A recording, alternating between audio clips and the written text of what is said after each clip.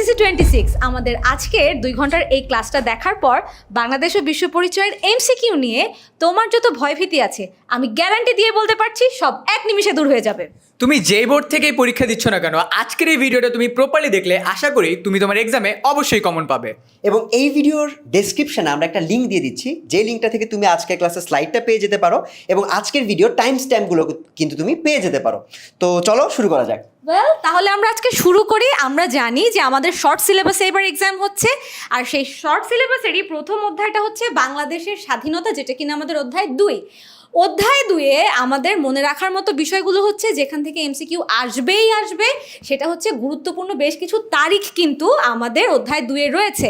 সেই তারিখগুলো কি প্রথমেই আসবে অসহযোগ আন্দোলনের যে প্রেক্ষাপট ছিল তারই প্রেক্ষাপটের বেশ কিছু তারিখ। এখানে তুমি দেখতে পাচ্ছ ইয়াহিয়া খান জাতীয় পরিষদের অধিবেশন অনির্দিষ্টকালের জন্য স্থগিত করায় 1971 সালের কোন তারিখে বঙ্গবন্ধু অসহযোগ আন্দোলনের ডাক দেন?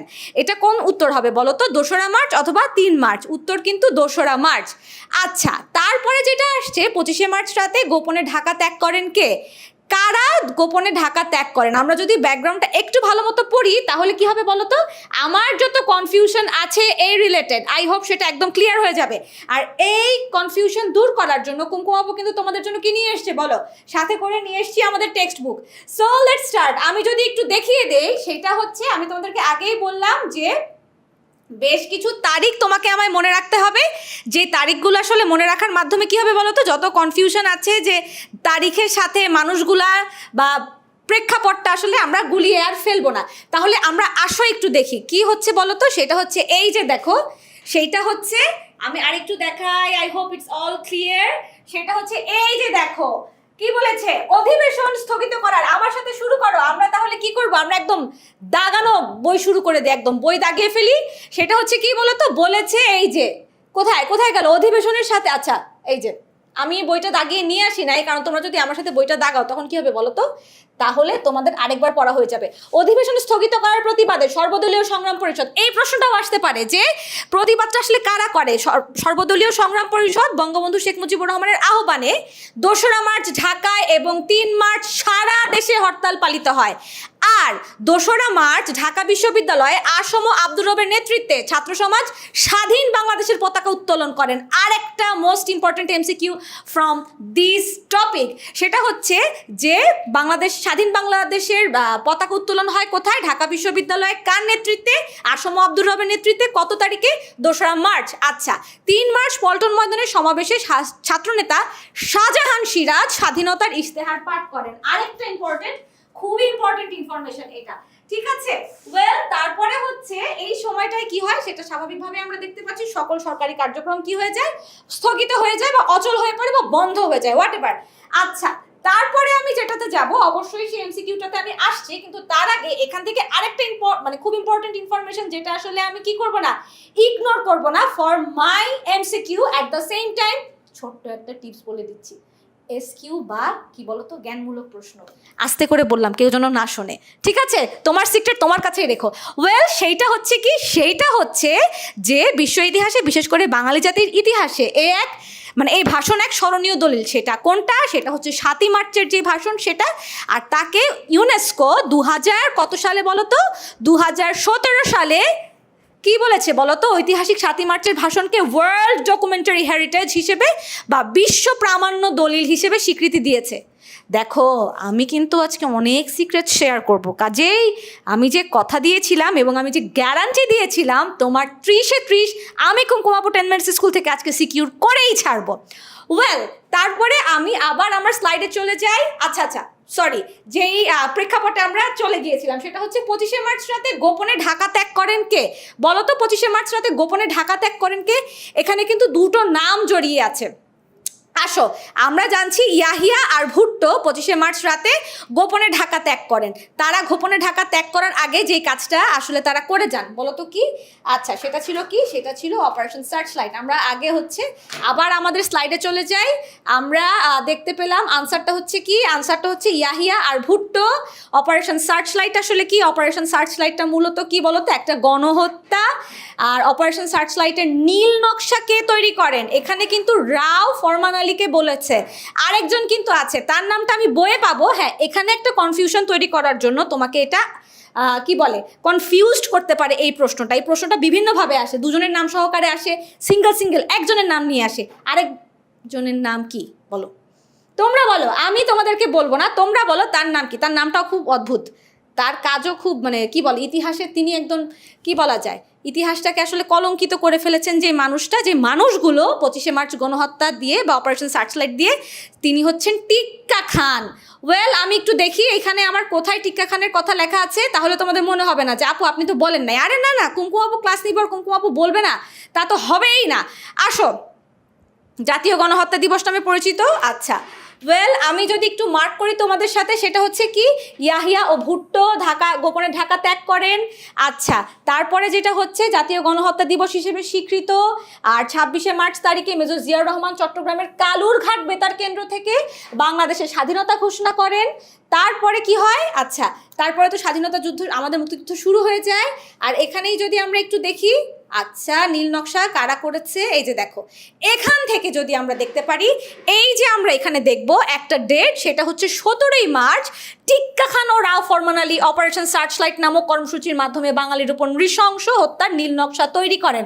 কাজেই এখানে কারিগর শুধু যে মিস্টার টিক্কা খান বা রাও ফরমান আলী, একটা নামও যদি তোমার আসে সেটা ওকে, আবার যদি দুজনের নাম আসে, রাও ফরমান আলী, টিক্কা খান, তুমি তাহলে চোখ বন্ধ করে দুজনের নামটা ঠিক করে দিবা আর কি।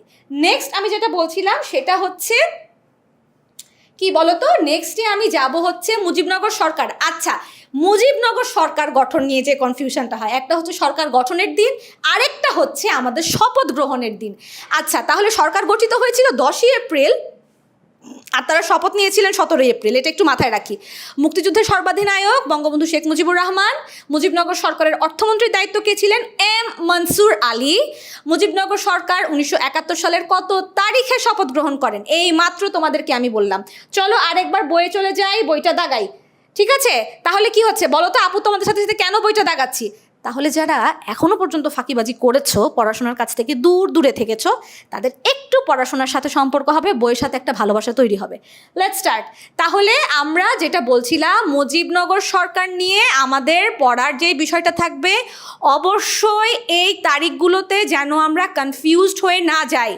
একটা দিনে বা একটা ডেট, 10ই এপ্রিলে আমরা সরকার গঠন করি, আর 17ই এপ্রিল সেই সরকার কি করে বলো তো? 17ই এপ্রিল সেই সরকার শপথ গ্রহণ করে। তাহলে 10ই এপ্রিল মুজিবনগর সরকার গঠিত হয়, আর 17ই এপ্রিল কি করেন? তারা হচ্ছে কি করে বলো? 17ই এপ্রিল তারা কি বলছিলাম যেন, শপথ গ্রহণ করেন। আচ্ছা, এখানে আসো, এখানে আমরা যদি একটু দেখি, সেটা হচ্ছে যে এখান থেকে তো মেহেরপুর, আচ্ছা মেহেরপুর জেলার কোথায়, সেটা হচ্ছে এই যে শপথ গ্রহণটা কোথায় হয়, মেহেরপুর জেলার স্থানটা একটু দেখি। মেহেরপুর জেলার বৈদ্যনাথ তলার আম্র কাননে শপথ গ্রহণ মাধ্যমে সরকারের কার্যক্রম শুরু হয়। আর তারা কি করেছিল বলো তো? মুক্তিযুদ্ধের পক্ষে। তোমাকে এই প্রশ্নটাও এমসিকিউ হিসেবে আসতে পারে, মুজিবনগর সরকারের আসলে মেইন রোলটা কি ছিল।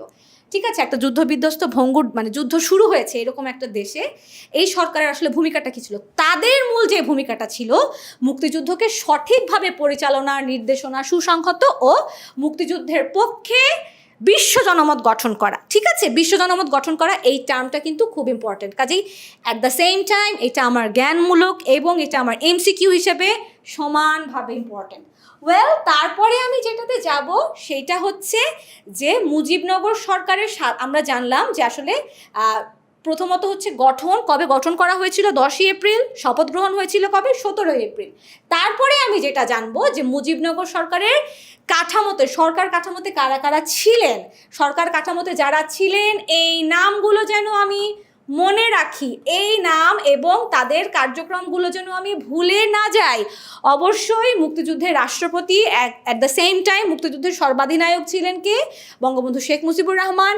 উপরাষ্ট্রপতি বা তাকে অস্থায়ী রাষ্ট্রপতি বলা হয়, খুব ইম্পর্টেন্ট প্রশ্ন, তিনি ছিলেন সৈয়দ নজরুল ইসলাম। প্রধানমন্ত্রী, তোমাকে প্রশ্ন করতে পারে একটু ঘুরে, 1971 সালে বাংলাদেশের প্রধানমন্ত্রী কে ছিলেন? তখন তুমি আকাশ বাতাস কি আকাশে বাতাসে তাকিয়ে খুঁজো না যে বাংলাদেশের 1971 সালের প্রধানমন্ত্রী কে ছিলেন। 1971 সালের বাংলাদেশের প্রধানমন্ত্রী যদি বলা হয় তিনি ছিলেন তাজউদ্দিন আহমেদ। আর তারপরে প্রশ্ন তো করতেই পারে মুজিবনগর সরকারের প্রধানমন্ত্রী, কিন্তু যদি তোমাকে একটু কনফিউজড করতে চায় তারা কিন্তু বলতেই পারে প্রধানমন্ত্রী কে ছিলেন। ওয়েল দেন অর্থমন্ত্রী, স্বরাষ্ট্র ও ত্রাণ ও পুনর্বাসন মন্ত্রী, পররাষ্ট্র ও আইন মন্ত্রী, এই 6 জনের ডেজিগনেশন উইথ নেম আমাদের যেন একেবারে মাথায় থাকে।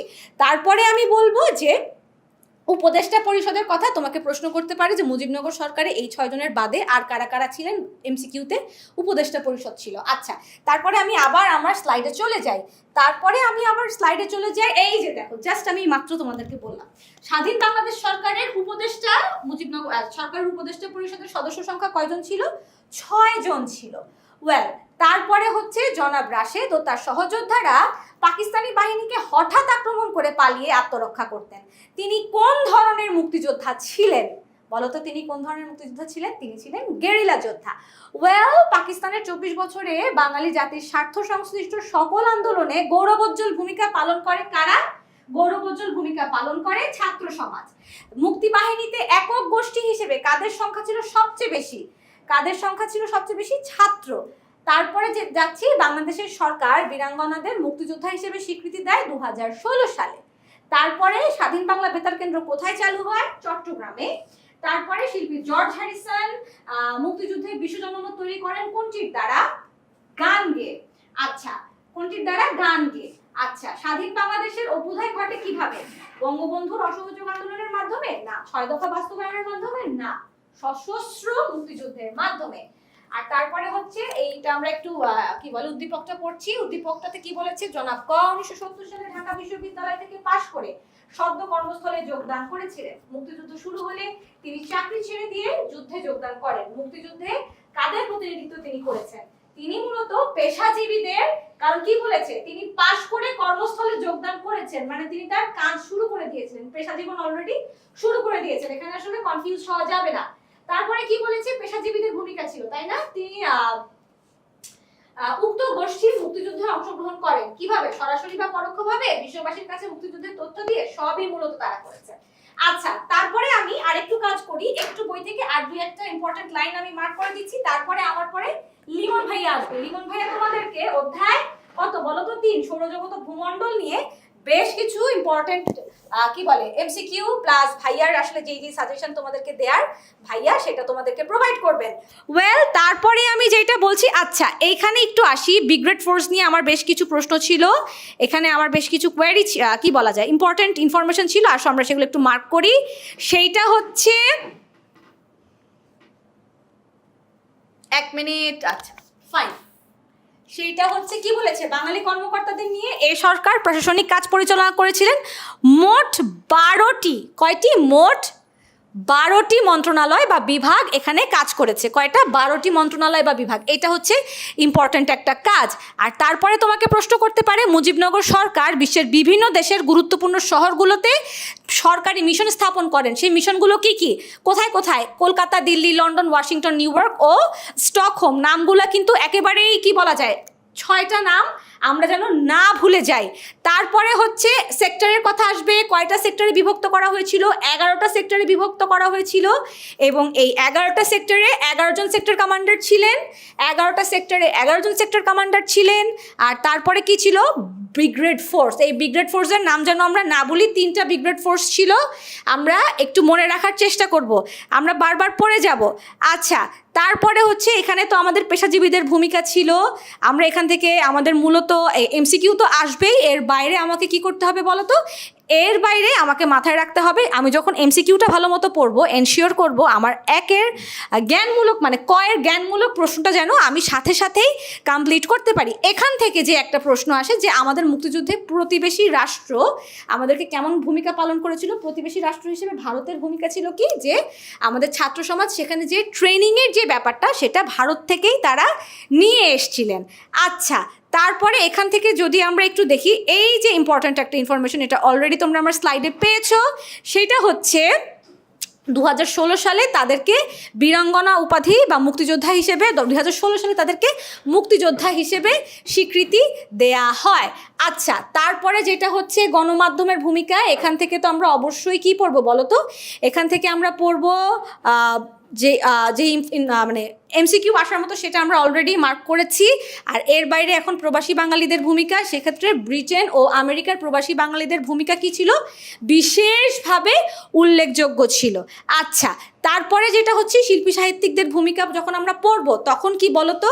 আমাদের অত্যন্ত জনপ্রিয় অনুষ্ঠান মুক্তিযুদ্ধের চরমপত্র ও জল্লাদের দরবার, এটা আমরা মনে রাখবো এই নামটা। আচ্ছা, তারপরে যেটা হচ্ছে, তারপর হচ্ছে বিশ্ব জনমত তৈরিতে বিভিন্ন দেশের ভূমিকা, বা বিভিন্ন দেশ আসলে কী ধরনের ভূমিকা পালন করেছে। এখানে একটা ডেট আছে, সেই ডেটটা আমরা মনে রাখি। সেই ডেটটা হচ্ছে ভারত কবে বাংলাদেশকে স্বীকৃতি দেয়? ভারত 6 ডিসেম্বর বাংলাদেশকে স্বীকৃতি প্রদান করে। আচ্ছা, তারপরে যেটা হচ্ছে সেইটা হচ্ছে, দেখি একটু পিছন দিকে যাই। পেছন দিকে আমরা যদি যাই, এখানে আমরা দেখব যে বিশ্ব জনমত প্রচারের ক্ষেত্রে জাতিসংঘে মার্কিন যুক্তরাষ্ট্র পাকিস্তানের পক্ষে যুদ্ধবন্ধের কি বলেছে? যুদ্ধবন্ধের প্রস্তাব দিয়েছিল। আচ্ছা, সোভিয়েত ইউনিয়ন ভেটো প্রদান করে, তা বাতিল করে দেয়। Cuba, Yugoslavia, Poland, Hungary, Bulgaria, Czechoslovakia, পূর্ব জার্মানি, এই রাষ্ট্রগুলো বাংলাদেশের মুক্তি সংগ্রামকে সমর্থন করে। ইম্পর্টেন্ট যে লাইন্সগুলো আপু মার্ক করে দিয়েছি, এগুলো পড়তে আমরা ভুলবো না। আচ্ছা, তারপরে এখানে আরেকটা জিনিস আমি দেখাতে চাচ্ছি তোমাদেরকে, সেইটা হচ্ছে তোমরা যদি একটু নজর দাও, সেখানে হচ্ছে কি দেখো তো, এইখানে ছিল যে ব্রিটিশ নাগরিক, এই যে শিল্পী জর্জ হ্যারিসন, পণ্ডিত রবিশঙ্কর, আলী আকবর খান মুক্তিযুদ্ধের সমর্থনে বিশ্ব জনমত সৃষ্টি ও দান সহায়তা কার্যক্রম পরিচালনার লক্ষ্যে যুক্তরাষ্ট্রের নিউ ইয়র্ক শহরে কনসার্ট ফর বাংলাদেশ আয়োজন করেন।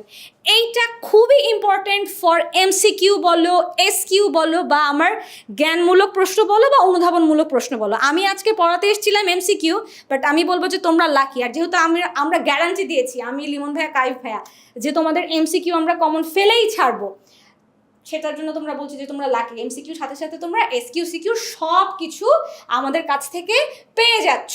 আচ্ছা, তারপরে হচ্ছে মোটামুটি এই একটা কি বলতো, এই একটা আমাদের আসলে সাজেশন ছিল। আমি যেটা বলছিলাম যে আমার পরে কে আসবে? আমার পরে লিমন ভাই আসবে। অধ্যায় কত নিয়ে বলো তো? অধ্যায় লিমন ভাইয়া কত? অধ্যায় 3 নিয়ে, বাংলাদেশের সৌরজগৎ ও সৌরজগৎ ও জলবায়ু। লিমন ভাইয়া। সো কুমকুম আপুকে ধন্যবাদ। এতক্ষণ কিন্তু আমরা অনেকক্ষণ ধরেই একটা চ্যাপ্টার পড়লাম। সো এবার আমরা পড়বো হচ্ছে চ্যাপ্টার 3। চ্যাপ্টার 3তে কিন্তু অনেক ইম্পর্টেন্ট এমসিকিউ আছে। আমরা যারা এমসিকিউ পড়বো তাদের চ্যাপ্টার 3টা ভালো করে পড়তে হবে, এটা তোমরা নিজেরাও জানো, এবং অনেক কঠিন। এখানে অনেক ইনফরমেশন আছে, যেমন মনে করো একটা গ্রহ আছে, গ্রহ সংখ্যা কয়টা, কোনটা অ্যাসিড বৃষ্টি হয়, টাইমের পার্থক্য কত, প্রতিবাদ স্থান কত, অনেক কঠিন কঠিন ব্যাপার আছে। আমি একটু ছোট করে তোমাদের কাছকে পড়াবো। তোমরা একটা কাজ করবা, আমি তো এমসিকিউ এখান থেকেই পড়াবো, তোমরা একটা খাতা নিবা, নিয়ে প্রত্যেকটা এমসিকিউর সাথে আমি কিছু তথ্য দিয়ে দিব, হ্যাঁ, ওগুলো একটু লিখে রাখবা। আচ্ছা, সো ফার্স্টে হচ্ছে আমাদের এই প্রশ্নটা আসছে প্রতিবাদ স্থান থেকে। প্রতিবাদ স্থান নির্ণয় করতে পারি তো সবাই? তো এখানে প্রতিবাদ স্থান নির্ণয় করতে বলছে যে কোনো একটা স্থানের বিপরীত অবস্থান, এটা দেখেই বুঝতে পারছি এটা প্রতিবাদ স্থান। খ অবস্থিত, ক এর অক্ষাংশ 42 ডিগ্রি উত্তর হলে খ এর অক্ষাংশ কত? বের করে দিচ্ছি। প্রতিবাদ স্থান নির্ণয়ের ক্ষেত্রে যদি তোমার উত্তর দক্ষিণ থাকে, হ্যাঁ, উত্তর দক্ষিণ থাকলে এটা ডাইরেক্ট অপোজিট, মানে 2 ডিগ্রি যদি বলে উত্তর, তার মানে এটা হচ্ছে 2 ডিগ্রি প্রতিবাদ স্থান হবে, 2 ডিগ্রি হচ্ছে দক্ষিণ, ঠিক আছে, এটা উত্তর হলে দক্ষিণ। আবার মনে করো আমাকে যদি বলে 4 ডিগ্রি দক্ষিণ, তাহলে এটা হবে হচ্ছে 4 ডিগ্রি দক্ষিণের উল্টা হচ্ছে উত্তর। এটা খুবই সিম্পল। সো এখানে আমার যেহেতু উত্তর দক্ষিণ দিছে, অক্ষাংশ দিছে, সো 42 ডিগ্রি উত্তর মানে হলো 42 ডিগ্রি দক্ষিণ, কারেক্ট অ্যান্সার। এখন তোমাদেরকে আবার প্রশ্ন দিতে পারে যে প্রতিবাদ স্থান স্যার উত্তর পূর্ব যদি পূর্ব পশ্চিম দেয় তাহলে কি করব? পূর্ব থাকলে আর পশ্চিম থাকলে কি সেম? না, পূর্ব পশ্চিম থাকলে আবার সেম না। পূর্ব যদি তোমাকে বলে যে 2 ডিগ্রি পূর্ব, তাহলে এটা অবশ্যই প্রতিবাদ স্থানটা হবে পশ্চিমে, কিন্তু আগের মতো 2 ডিগ্রি হবে না, এটা হচ্ছে 180 থেকে তোমাকে এটা বিয়োগ দিতে হবে। সো 180 থেকে 2 বিয়োগ দিলে কত? 178। তাহলে এটা 2 ডিগ্রি পূর্বের কোনো একটা জায়গার প্রতিবাদ স্থান হবে হচ্ছে 178 ডিগ্রি পশ্চিম। সো উত্তর দক্ষিণেরটা একদম যা আছে অ্যাজ ইট ইজ, জাস্ট দিকটা পরিবর্তন করে দিবা। আর যদি পূর্ব পশ্চিম থাকে এটাকে আমরা ভাবে পরিবর্তন করে দিব। পরবর্তী প্রশ্ন, সূর্য নিজ অক্ষের উপরে কত সময় নিয়ে ঘুরে? এটা খুবই মানে জ্ঞানমূলক, এটা হচ্ছে 25 দিন। 25 দিন, কিন্তু এর সাথে আরো 2টা তথ্য সাজেশন দিয়ে নিচ্ছি, লিখে নাও। সেটা হচ্ছে সূর্যের মধ্যে কোন কোন গ্যাস আছে। সূর্য কিন্তু পুরোটাই গ্যাস, আমরা দেখলাম একটা হচ্ছে 55% হাইড্রোজেন, 44% হিলিয়াম, তাই না? হাইড্রোজেন আর হিলিয়াম আছে, আর 1% ওটাও গ্যাস, তরল কিন্তু কিছু না। সো দুইটাই যেহেতু আমার গ্যাস আছে, সো এটা একটু মনে রাখবা। নিজ অক্ষের উপর ঘুরে হচ্ছে 25 দিন, এটা তো মনে আছে? মনে আছে না? এটা কিন্তু মনে রাখতে হবে 25 দিনে। আচ্ছা, সৌরজগতের সকল গ্রহ উপগ্রহের নিয়ন্ত্রক কোনটা? খুবই সহজ প্রশ্ন। এত সহজ প্রশ্ন কুমিল্লা বোর্ডে আসে না, বাট এটা কুমিল্লা বোর্ড 2024-এর প্রশ্ন। তো সৌরজগতের সব কিছুকে নিয়ন্ত্রণ করে হলো আমাদের সূর্য, ও হচ্ছে পাওয়ার হাউস সব থেকে। সো খুব ইজি প্রশ্ন, এটা আমি দিয়ে দিলাম। আচ্ছা, কোন গ্রহে সালফিউরিক অ্যাসিডের বৃষ্টি হয়? এটা একটু ঘুরাই দিছে, হ্যাঁ, এটার প্রশ্নটা এরকমও আসতে পারে, ভালো করে মনে রাখো। কোন গ্রহে হচ্ছে তোমার 96% পর্যন্ত কার্বন ডাইঅক্সাইড আছে? হ্যাঁ, কার্বন ডাইঅক্সাইডের পরিমাণ অনেক পরিমাণ আছে। এই কার্বন ডাইঅক্সাইডের পরিমাণটা আমাদেরকে একটু ডিসাইড করতে হবে। সো তোমরা এখান থেকে মনে রাখবা সালফিউরিক অ্যাসিডের যে অ্যাসিড বৃষ্টি যেটা হয়, এটা কোথায় হয়? এই গ্রহ সম্পর্কে কিন্তু আমাদের একটু মনে রাখতে হবে। এবং এই গ্রহের কোনো উপগ্রহ আছে? উত্তর হচ্ছে দুইটা গ্রহের কিন্তু কোনো উপগ্রহ আমরা দেখি না। শুক্রের কোনো উপগ্রহ নাই, বুধের কোনো উপগ্রহ নাই। এই দুইটাও কিন্তু আমি তোমাদের কাছে পড়াই দিলাম। সেই প্রশ্ন আসতে পারে যে নিচের কোনটার কোনো উপগ্রহ নাই? 1 ও 2, 2 ও 3 এরকম প্রশ্ন আসে না? সেখানে কিন্তু শুক্র, বুধ, মঙ্গল দিয়ে দিতে পারে। মঙ্গলের কিন্তু দুইটা উপগ্রহ আছে। সো মঙ্গল বাদ বাকি দুইটা তুমি হচ্ছে শুক্র আর বুধ দাগাই দিবা। সো এখানে হচ্ছে এটা শুক্র। আবার শুক্র আরেকটা জিনিস মনে রাখবা, এর কিন্তু কোনো উপগ্রহ নাই। আচ্ছা, শুক্র সম্পর্কে আর কিছু আমাদের পড়তে হবে। ও আরেকটা তথ্য শুক্র সম্পর্কে পড়তে হয়, এটা পৃথিবী থেকে দূরত্ব কত? 4.2, ঠিক আছে, 4.2 কোটি কিলোমিটার। সো এটা একটু আমাদেরকে মনে রাখতে হবে, এটা থেকে অনেক সময় ওরা প্রশ্ন দিয়ে দেয়। অলরাইট, আমার এখানে মোটামুটি আমি যা যা দেখছি। ও আরেকটা জিনিস, এটা তোমাদের না বললেই নয়, শুক্রকে আমরা দুই জায়গায় দেখতে পাই না, সন্ধ্যায় দেখতে পাই, আবার সকালে দেখতে পাই। কোন আকাশে কি দেখতে পাই এটা মনে রাখতে হবে। কখন সন্ধ্যা তারা হিসেবে দেখতে পাও, কখন আবার ভোরবেলা তুমি দেখতে পাও, কোন দিকে দেখতে পাও, এটা একটু মনে রাখবা। আচ্ছা, সো শুক্র সম্পর্কে এই 3টা তথ্য মোটামুটি মনে রাখলেই হবে। ওর উপগ্রহ নাই, অ্যাসিড বৃষ্টি হয়, 4টা তথ্য, কোন আকাশে ওকে দেখা যায়, এবং কার্বন ডাইঅক্সাইডের পরিমাণ কত আছে এটাও মনে রাখতে পারো। আচ্ছা, 96% কার্বন ডাইঅক্সাইড, এটা তো মনে রাখা উচিত। 96 তো ঠিক বললাম না? ইয়েস, 96 ভাগ, শতকরা 96 ভাগ হচ্ছে তোমার কার্বন ডাইঅক্সাইড আছে। আচ্ছা চলো, বলয় আছে কোন গ্রহে? 3টা বলয় আছে। হ্যাঁ, এটা মনে রাখবা। কয়টি বলয় আছে এটাও প্রশ্ন আসতে পারে। 3টা বলয় আছে। এটা তো শনিতে। শনির ক্ষেত্রে আমরা মনে রাখবো যে বলয়গুলো দেখে হয়তো মনে হতে পারে যে ভাই এটা বলয় আছে, তার মানে কি এখানে মানুষ বসবাস করতে পারে? উত্তর হচ্ছে না, এটা বলয় থাকলে এটাতে মানুষ বসবাস করতে পারবে না। শনি সম্পর্কে আমরা অনেক কিছুই দেখলাম। সো শনিটাও একটু মনে রাখতে হবে। শনি কিন্তু আবার পিছনের দিকের একটা গ্রহ, হ্যাঁ, মানে সামনের দিকের গ্রহ না। আমরা একটু আগে বললাম না, বুধ, শুক্র, পৃথিবী, মঙ্গল, তারপর শনি। শনি কিন্তু আমাদের প্রথম দিকের কোনো গ্রহ না, একটু পিছনের দিকের গ্রহ। আচ্ছা, শনি সম্পর্কে এটা মনে রাখলে পারো। এটা একটা বলয় আছে, 3টা বলয়। আর কিছু কি পড়তে হবে শনি সম্পর্কে স্যার? শনি সম্পর্কে আর যদি কিছু পড়ো, এই 3টা বলয় পড়বা। আর এর হচ্ছে 62টা উপগ্রহ আছে। 62টা যে উপগ্রহ আছে, এই উপগ্রহের মধ্যে কয়েকটা উপগ্রহ আছে কিন্তু খুবই ইম্পর্টেন্ট। ওই উপগ্রহের নামগুলো বলা যাবে না। 3টা উপগ্রহের নাম দিয়ে তোমাদেরকে কনফিউজ করবে, আমি এখনই বলে দিতেছি। দেখো, এটা তোমাদের ভাগ্য ভালো থাকলে যে কোনো বোর্ডে আসবে। এটা ওই যে টাইটান, টাইটানিয়া, আর একটা হচ্ছে টাইট্রন আছে না, নেপচুনের একটা আছে, আবার এখানে টাইটানিয়া আবার অন্য একটা গ্রহের উপগ্রহ। সো এই 3টা উপগ্রহের নাম, ক্যাপিলিস্টো এটা বাদ, টাইটান, টাইটানিয়া, টাইট্রন, এই 3টা উপগ্রহ কোনটা কোন গ্রহের এটা মুখস্থ করবে এবং এটা আসবে, ঠিক আছে? এবং আমার ধারণা এটা থেকে আসবে, কারণ তোমাদেরকে কনফিউজ করার মতো এই প্রশ্নগুলাই যথেষ্ট। সো আমরা শুনি এটা পড়লাম। আচ্ছা, কোন স্থান, এই যে আরেকটা কঠিন অঙ্ক, এগুলাতে তোমরা সবাই তোমাদের একদম জীবন আটকায় যায়। হ্যাঁ, আমি জানি না কেন তোমাদের জীবন আটকায়, এটা খুব ছোটোখাটো হ্যাক আছে, ওই হ্যাকগুলো ফলো করলেই পারবা। যশোর বোর্ডে আসছে, তোমাদের বোর্ডেও আসবে। এবার যারা পরীক্ষা দেবা, যে বোর্ডে পরীক্ষা দাও না কেন, আসার মতো প্রশ্ন। চলো সলভ করাই দিই। কোনো স্থানের সময় বাজে 12টা। একটা সুন্দর হ্যাক শিখাই দিব, এই হ্যাকটা মনে রাখলে তোমাদের ভুল হবে না। 12টা বাজে, একটাই বাজে হচ্ছে 12টা, এবং তার থেকে 10 ডিগ্রি পশ্চিমে অবস্থিত স্থানের সময় কত? খুবই সহজ। সো এখানে আমরা একটু এরকম একটা চিত্র আঁকানো শিখবা। মনে করো এটা হচ্ছে 0, এই পৃথিবীর উপর দিকে হচ্ছে নর্থ পোল, নিচের দিকে হচ্ছে সাউথ পোল, এখানে হচ্ছে ইস্ট, মানে এটা হচ্ছে পূর্ব, আর এটা হচ্ছে পশ্চিম, তাই না?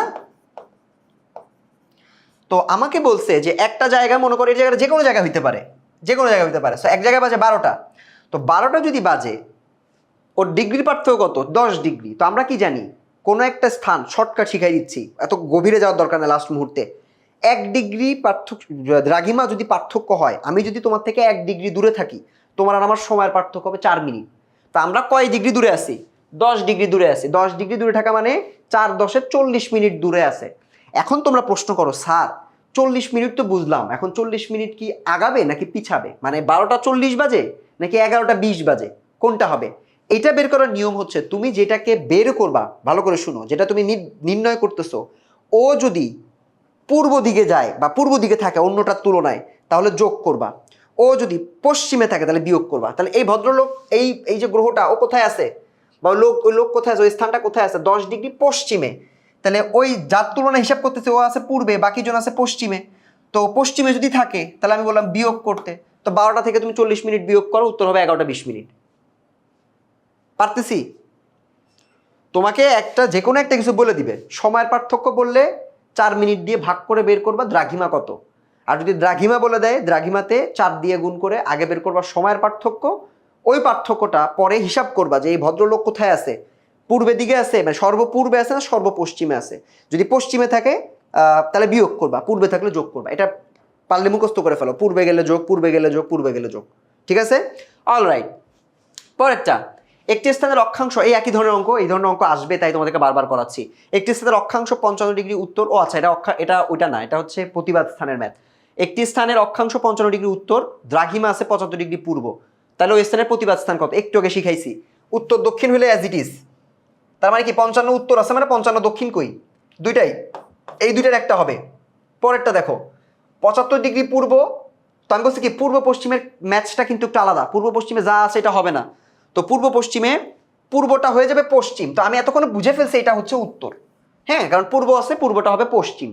105 কিভাবে হলো? ওই যে 75 আছে, ওই 75টা আমি কি বলছিলাম 180 থেকে বিয়োগ করবে, 180 থেকে বিয়োগ করলে থাকে 75 বিয়োগ করলে থাকে 105 ডিগ্রি, তো 105 ডিগ্রি পশ্চিম। কারেক্ট অ্যান্সার হচ্ছে এ। তোমরাই প্রতিবাদ স্থান বের করতে পারবা, তোমাদের আর কারো সহযোগিতা লাগবে না, বেঞ্চের পাশের বেঞ্চের কারো কাছে জিজ্ঞেস করা লাগবে না, এটা নিজেরাই পারবা। কলকাতা ও লন্ডনের, এই যে আবার সময় নির্ণয়ের আরেকটা ম্যাথ আছে, না সময় নির্ণয় না, এটা জাস্ট সময় নির্ণয় কেন করতে হয়, কিভাবে করতে হয়, এগুলো একটু দেখতেছি। কলকাতা ও লন্ডনের স্থানীয় সময়ের পার্থক্য আছে, এবং কোন অবস্থা, কারণ এটা হচ্ছে সময়ের, এটা মেইনলি আহ্নিক গতির ফল হয়। দুইটা গতি আছে, আহ্নিক আর বার্ষিক। আহ্নিক গতি মানে পৃথিবী নিজের উপর যদি ঘুরে এটা হচ্ছে আহ্নিক, এবং ও যদি সূর্যকে ঘিরে ঘুরে এটা হচ্ছে বার্ষিক, তাই না? সেটা হচ্ছে আহ্নিক গতির ফলে হয়। টাইমটা আহ্নিক গতির ফলেই হয়। আমরা যে দ্রাঘিমা রেখা নিয়ে বলি না, টাইমটা হিসাব করি না, ও তো একবার ঘুরে আসে না, একবার ঘুরে আসলে একদিন হয়, পরের বার ঘুরলে আরেক দিন হয়। ও যদি না ঘুরতো, জায়গায় দাঁড়ায় থাকতো, তাহলে তো রাত হইতো না, হয়তো 24 ঘন্টার মধ্যে তো দিন রাত এভাবে হতো না। সো এই জন্য আমরা বলছি আহ্নিক গতির ফল এটা হয়। এখানে কয়েকটা জিনিস আরেকটু মনে রাখবা, মঙ্গল গ্রহ সম্পর্কে একটু ভালো করে পড়ো সবাই। এই মঙ্গল গ্রহের দুইটা উপগ্রহ আছে, একটা হচ্ছে ডিমোস, এটা একটু মনে রাখো, এটা থেকে প্রশ্ন আসে। আরেকটা হচ্ছে ফেবোস। আরেকটা প্রশ্ন আসে, কোন গ্রহে গিরিখাত আছে? গিরিখাত কোন গ্রহে আছে? মঙ্গল গ্রহে গিরিখাত আছে, এবং হচ্ছে আগ্নেয়গিরি আছে, এটা কিন্তু লাগে। এবং মঙ্গল গ্রহ দেখতে কেন কমলা কমলা হয় না, কি হয়? লালচে হয়। কেন হয়? কারণ কি পাহাড়গুলো, ওখানে যে পাথরগুলো আছে, পাথরগুলোতে মরিচা আছে। আমার কথা কি বুঝতে পারতেছো? সো মঙ্গল গ্রহ সম্পর্কে দুইটা উপগ্রহ আছে, তারপর একটার নাম ডেমোস আর একটার নাম ফিবোস, আগ্নেয়গিরি আছে, তারপর হচ্ছে গিরিখাত আছে। কেন মরিচা পড়ে বা কেন মরিচা পড়ে কেন, এটা বলার দরকার নাই। কেন এটা লালচে দেখতে পাই, এটা তুমি খ নাম্বারও আসতে পারে, এটা আবার এমসিকিউতেও আসতে পারে। ঠিক আছে, অলরাইট। জোয়ার ভাটার কারণ কোনটি? জোয়ার ভাটার মূলত দুই রকমের আছে না, আমরা পড়ছি, একটা হচ্ছে মুখ্য জোয়ার, একটা গৌণ জোয়ার। চাঁদের দিকেরটা কি মুখ্য জোয়ার, আর গৌণ কোনটা? সূর্যেরটা। এটা কেন হয়? জোয়ার ভাটাও মূলত আমাদের এই আহ্নিক গতি, আমরা যে ঘুরতেছি, এই ঘোরার কারণে আমাদের আহ্নিক গতির ফলেই একটা পর্যায়ে গিয়ে জোয়ার ভাটা হতে পারে। কোন তারিখে পৃথিবীর সর্বত্র দিন রাত্রি সমান? এইটা আরেকটা খুবই ভেজালের প্রশ্ন, আমরা মিলাই ফেলি যে স্যার এটা তো 4টা ডেট তো মনে থাকে না। সহজ, তুমি শীতকালে বাংলাদেশে তুলনা করো, বাংলাদেশ কোন অক্ষাংশে আছে এটা মনে রাখবা। বাংলাদেশ কিন্তু আছে কোথায় জানো? যেটা যদি একটা পৃথিবী হয়, দুই ভাগে ভাগ করো, এটা হচ্ছে নর্থ পোল উত্তর অক্ষাংশ, এটা হচ্ছে সাউথ পোল। বাংলাদেশ আছে হচ্ছে নর্থ পোলের মধ্যে, এই জায়গায় কোথাও একটা আছে বাংলাদেশ। ঠিক আছে, এই জায়গায় কোথাও একটা আছে 90 ডিগ্রি। ওই যে আমরা পড়ছি না দ্রাঘিমায় কত পড়ছো, 88 থেকে কত জানি পড়লাম, নাম্বারটা মনে নাই, এটা মনে রাখতে পারো। এটা এটা এটা ভূগোলে দেখছিলাম আমি, এটা বা বিজিএসে নাই। বাংলাদেশের ভৌগোলিক বিবরণে একটা প্রশ্ন চ্যাপ্টার আছে, ওখানে লেখা ছিল যে বাংলাদেশের অক্ষাংশ কত, দ্রাঘিমা কত। সো এখানে কোথাও যদি বাংলাদেশ থেকে থাকে তাহলে কিন্তু আমাদের চিহ্নিত করতে হবে। সো তোমরা মনে রাখবা যে উত্তর অক্ষাংশে বাংলাদেশ থাকে, সো ওইটাকে একটু তোমরা ক্যারি ফরওয়ার্ড করবা। ঠিক আছে, তো এখন দিছে দিন রাত্রি কোথায় সমান হয়, মনে রাখবা সেপ্টেম্বর মাসে দিন রাত্রি সমান হয়, সেটা একটু মনে রাখবা। 23শে সেপ্টেম্বর দিয়ে দিবা। আর বাকিগুলা বাংলাদেশের গ্রীষ্মকাল, বাংলাদেশ কেন দেখাইলাম, উত্তর অক্ষাংশে শীতকাল, মানে বাংলা মানে কি বাংলাদেশের শীতকাল মানে কি উত্তর অক্ষাংশে শীতকাল। সো উত্তর অক্ষাংশের ওই জায়গায় শীতকালে কি হয়, বাংলাদেশে দিনের সাইজ কি বড় হয় না ছোট হয়? দিন ছোট হয়ে যায়, দেখবা 4টা-5টার মধ্যে মাগরিবের আজান দিয়ে দিছে, রাতটা অনেক বড় হয়। সো এই সময় ভাবে হিসাব করবা। বাংলাদেশে শীত পড়ে কখন? ডিসেম্বরের দিকে। সো ডিসেম্বরের দিকে, তার মানে উত্তর অক্ষাংশে তোমার দিনটা ছোট, রাতটা বড়, এরকমভাবে হিসাব করবা। সো এটা আমি দেখাই দিব, আরও প্রশ্ন আছে। এটা 23শে সেপ্টেম্বর দেখাই দিলাম। পরেরটা, বাংলাদেশের ক্ষুদ্রতম দিন কোনটা? এই যে একটু বাংলাদেশ মানে কি উত্তর অক্ষাংশ, বাংলাদেশের ক্ষুদ্রতম দিন অবশ্যই শীতকালে, শীতকালে সবচেয়ে ছোট দিন। তো এই টাইমগুলোর মধ্যে দেখবা 22 ডিসেম্বর সব থেকে ঠান্ডা থাকে। আমার জন্মদিন তো ওই টাইমে নভেম্বরের পরপরই, সো এই জন্য আমার মনে আছে ওই টাইমটা তো অনেক ঠান্ডা থাকে। সো ওই টাইমে দিনের সাইজ ছোট, রাতের সাইজ সব থেকে বড়। 22 ডিসেম্বর। নিচের কোন সময়কে অপসুর বলা হয়? অপসুর অনুসুর এটা আমার মনে হয় না এত ইম্পর্টেন্ট, বাট আমি তারপরও রাখছি কারণ অপসুর না এসে অনুসুরও আসতে পারে, তোমাদের জানা থাকা ভালো। এটা ক নাম্বারে দেয়? অপসুর মানে হলো এটা হলো পৃথিবী সব থেকে কি দূরে যেই টাইমে থাকে নাকি কাছে, এটা মনে রাখতে হবে। একটা হচ্ছে দূরে, সব থেকে দূরে যখন থাকে তখন, আরেকটা হচ্ছে সব থেকে কাছে যখন থাকে। সেটা ডেটটা হচ্ছে 1 থেকে 4 জুলাইতে, এটা হচ্ছে অপসুরের টাইম। ঠিক আছে? সো পৃথিবী সব থেকে দূরে আছে কিনা এটার উপর ভিত্তি করে তুমি অপসুর দাগাবা, অনুসুরটা কাছে আছে কিনা এটার উপর ভিত্তি করে দাগাবা সূর্য থেকে। আচ্ছা, সো অনুসুর অপসুর এটা আমাদের ক নাম্বারও আসবে, সিকিউর ক নাম্বার এটা আসতে পারে। সো সিকিউর ক নাম্বারের জন্য এটা একটু ভালো করে পড়ো, এটা হচ্ছে 1 থেকে 4 জুলাই। ঠিক আছে? 13 নাম্বার, জোয়ার ভাটা অর্থনীতিতে কিভাবে প্রভাব ফেলে? এটা হচ্ছে নদীর গভীরতা বৃদ্ধি করার মাধ্যমে ফেলে। তারপর হচ্ছে সৌরজগতের নিয়ন্ত্রক হিসেবে, এগুলো সহজ প্রশ্ন, এগুলোতে আসলে বোঝানোর কিছু নাই। সূর্য কি কি করে? সূর্য, আচ্ছা যে সূর্য না, সূর্য সম্পর্কে বলছে। 1 নাম্বার বলছে গ্যাসীয় পদার্থ দ্বারা গঠিত, 100% কারেক্ট। সূর্যতে কি কি আছে তোমাদেরকে আমি বলছি না? 55% হচ্ছে হাইড্রোজেন, 44% হচ্ছে হিলিয়াম, বাকি 1% কি পানি? না, বাকি 1% গ্যাস। সো সূর্য পুরোটাই গ্যাস দিয়ে তৈরি। সো এই 100% তোমাদেরকে মনে রাখতে হবে। আণবিক শক্তি এখানে সৃষ্টি হবে, ঠিক আছে? এটা সৃষ্টি আছে মনে করো। সো সৃষ্টি প্রক্রিয়ায় শক্তি তৈরি করে, ঠিক আছে, আণবিক প্রক্রিয়ায় হয়ে থাকে। সূর্য কঠিন বা তরল পদার্থ আছে, মিথ্যা কথা। আমি একটু আগে দেখাইছি 100% হচ্ছে সূর্য আছে, 55% হচ্ছে হাইড্রোজেন, 44% হিলিয়াম, 1% হচ্ছে অন্যান্য গ্যাস। সো 1 ও 2 হওয়া উচিত। ইয়াস, 1 ও 2 আছে উত্তর। গ্রহের মূল বৈশিষ্ট্য কি? গ্রহ মানে আমাদের পৃথিবী। পৃথিবীর কি আছে? নিজস্ব আলো আছে? আলো নেই। হ্যাঁ, নিজস্ব আলো নাই, তার এটা কারেক্ট। নিজস্ব তাপ নেই, পৃথিবীর নিজস্ব তাপ নাই। মহাকর্ষ বল নেই, মহাকর্ষ বল তো আছে। সো 1 ও 2 হবে কারেক্ট অ্যান্সার। ঠিক আছে, বৈশিষ্ট্য এই দুইটা।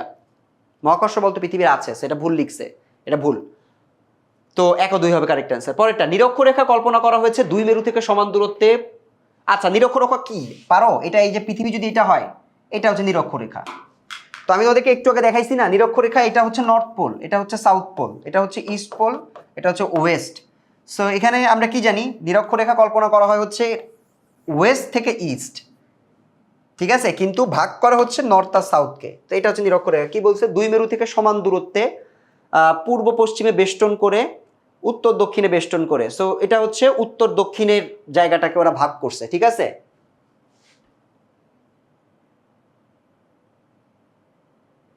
উত্তর দক্ষিণে বেষ্টন করে না, এটা হচ্ছে পূর্ব পশ্চিমে বেষ্টন করে। এটা পূর্ব, এটা পশ্চিম, এটাকে বেষ্টন করছে। বেষ্টন করা মানে হচ্ছে পেঁচানো।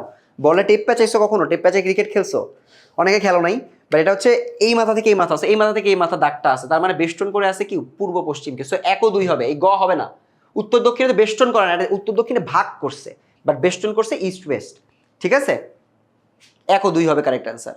পরে, আহ্নিক গতির ফলে কি হয়? সময় গণনা করা যায়, জোয়ার ভাটা হয়। এই দুটো আমরা একটু আগে এমসিকিউতে পড়ছি, দুইটাই হবে। দিন রাত হয়, সো 3টাই দিন রাত হয়। এই 3টাই আমরা একটু আগে দেখাইছি, 3টাই হবে কারেক্ট অ্যান্সার। মঙ্গল গ্রহে জীবন ধারণ অসম্ভব কেন? কারণ মঙ্গল গ্রহ অনেক ঠান্ডা। তোমাদেরকে আমি একটু আগে বলছি না, মঙ্গল গ্রহেতে 2 ধরনের গ্যাস আছে। গ্যাস দুটার নাম আমার মনে পড়তেছে না।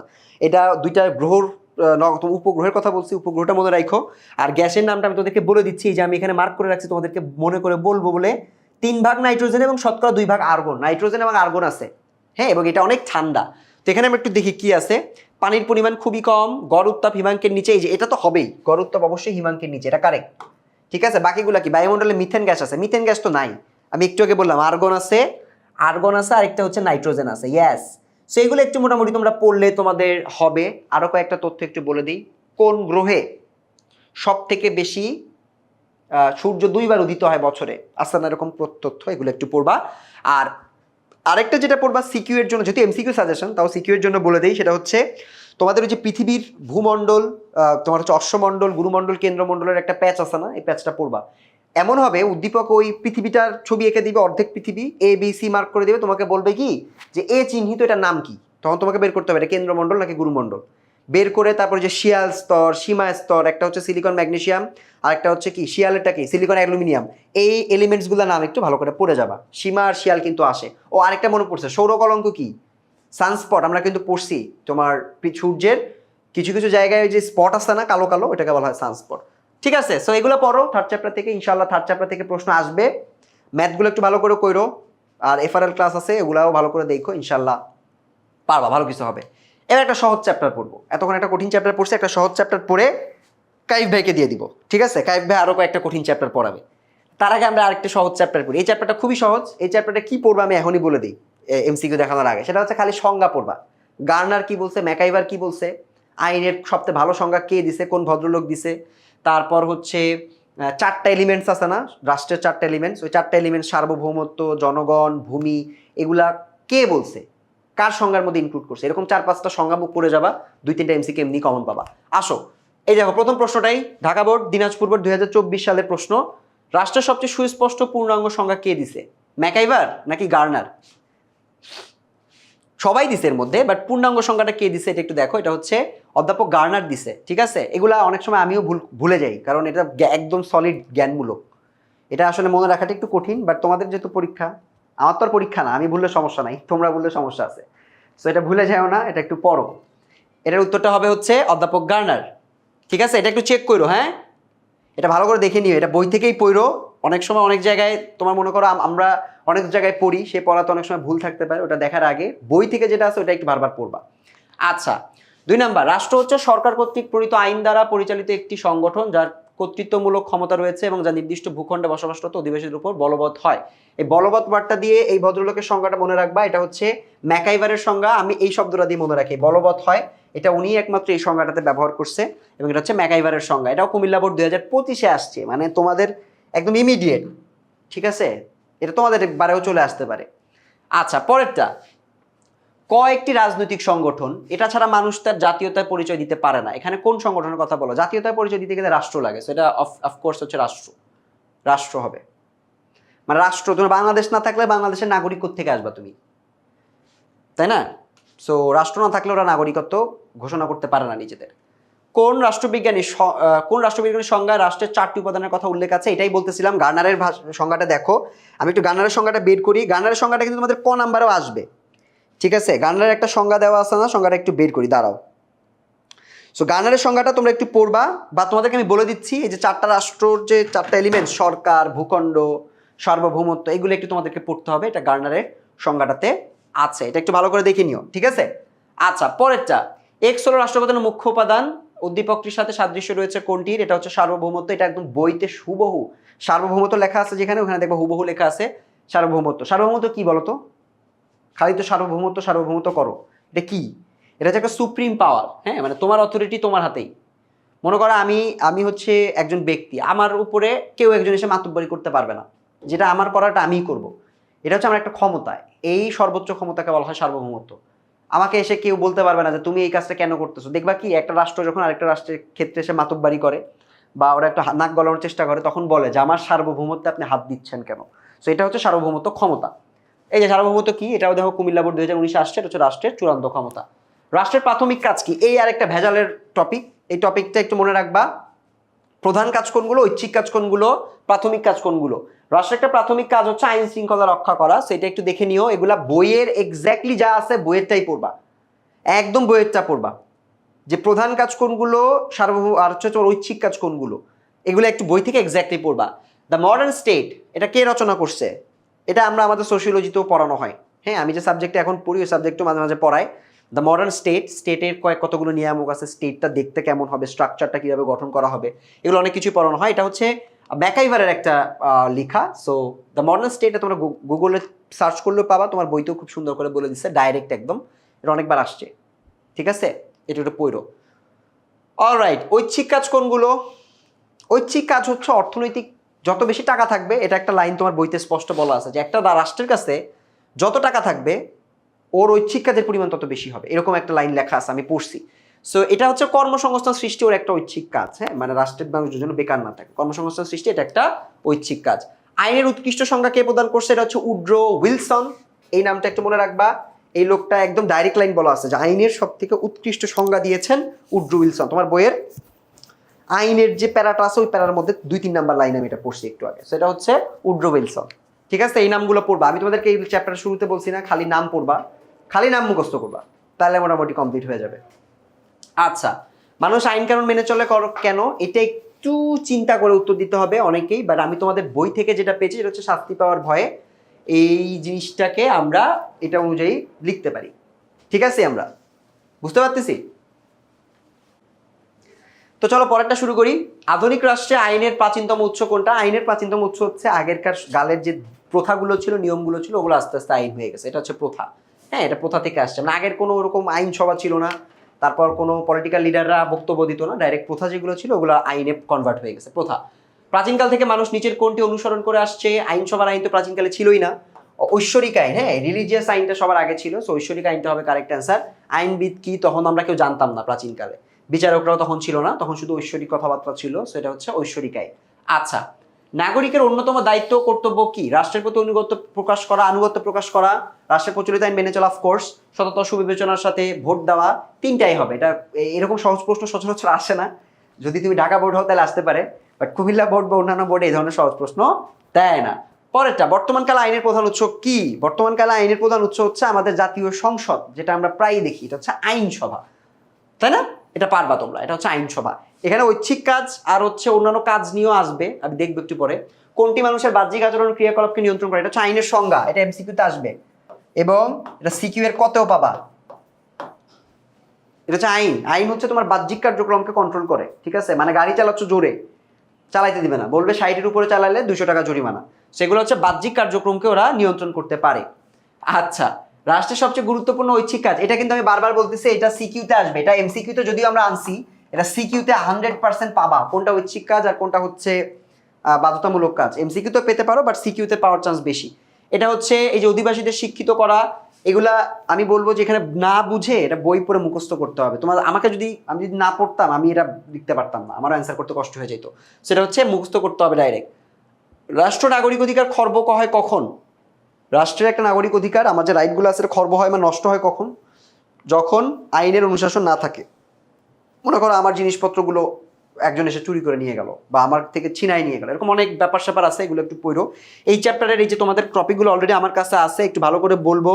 তোমরা যে সকল টপিকগুলো আছে, যে গার্নার কি বলছে, অন্যান্যরা কি বলছে, রাষ্ট্রের সংজ্ঞা কি, আইনের উৎস কি, এগুলো একটু ভালো করে পড়ে, এগুলো খ নাম্বারে আসবে অবশ্যই। ঠিক আছে, তো এরপর আরেকটা কঠিন চ্যাপ্টার, আমার কাছে বেশ কঠিনই লাগতো আমি যখন পড়াইতাম। তো এটা আমি কাইফ ভাইকে বলবো, কাইফ ভাই একদম এসএসসিতে সুপার কমন পাওয়ার মতো করে পড়াই দেন। কাইফ ভাইয়ের সাথে পড়ো এবং ভালো করে এসএসসি পরীক্ষা দিবা, ইনশাআল্লাহ এফআরএল দেখা হচ্ছে। লিমন ভাই বলে এটা কঠিন চ্যাপ্টার, এটা আসলে কঠিন চ্যাপ্টার না, ভাইয়া যে দুইটা চ্যাপ্টার পড়েছে এর থেকে অনেক ইজিয়ার একটা চ্যাপ্টার। দেখো, এতক্ষণ পর্যন্ত আমরা দেশের স্ট্রাকচার, আমরা ইতিহাস অনেক কিছু নিয়ে জানছি। এবার আমরা দেশের একটু টাকা পয়সা নিয়ে একটু জানি যে আমাদের দেশে কি অবস্থা এখন। আমরা এই চ্যাপ্টারটার ভেতরে দেখো দুইটা জিনিস বেসিক্যালি জানবো, এক সম্পদ কি, আর একটা হলো অর্থনৈতিক ব্যবস্থা কি। আমি তোমাদেরকে বলবো এই চ্যাপ্টারটা যতটা না বেশি আমাদের এমসিকিউর জন্য ইম্পর্টেন্ট, তার থেকে অনেক বেশি সিকিউ এবং এসকিউর জন্য ইম্পর্টেন্ট। এই চ্যাপ্টারের একদম প্রথমেই আমাদেরকে বলবে সম্পদ কি, এরপরে আমাদেরকে অর্থ ব্যবস্থা কি, দুইটাই বলবে।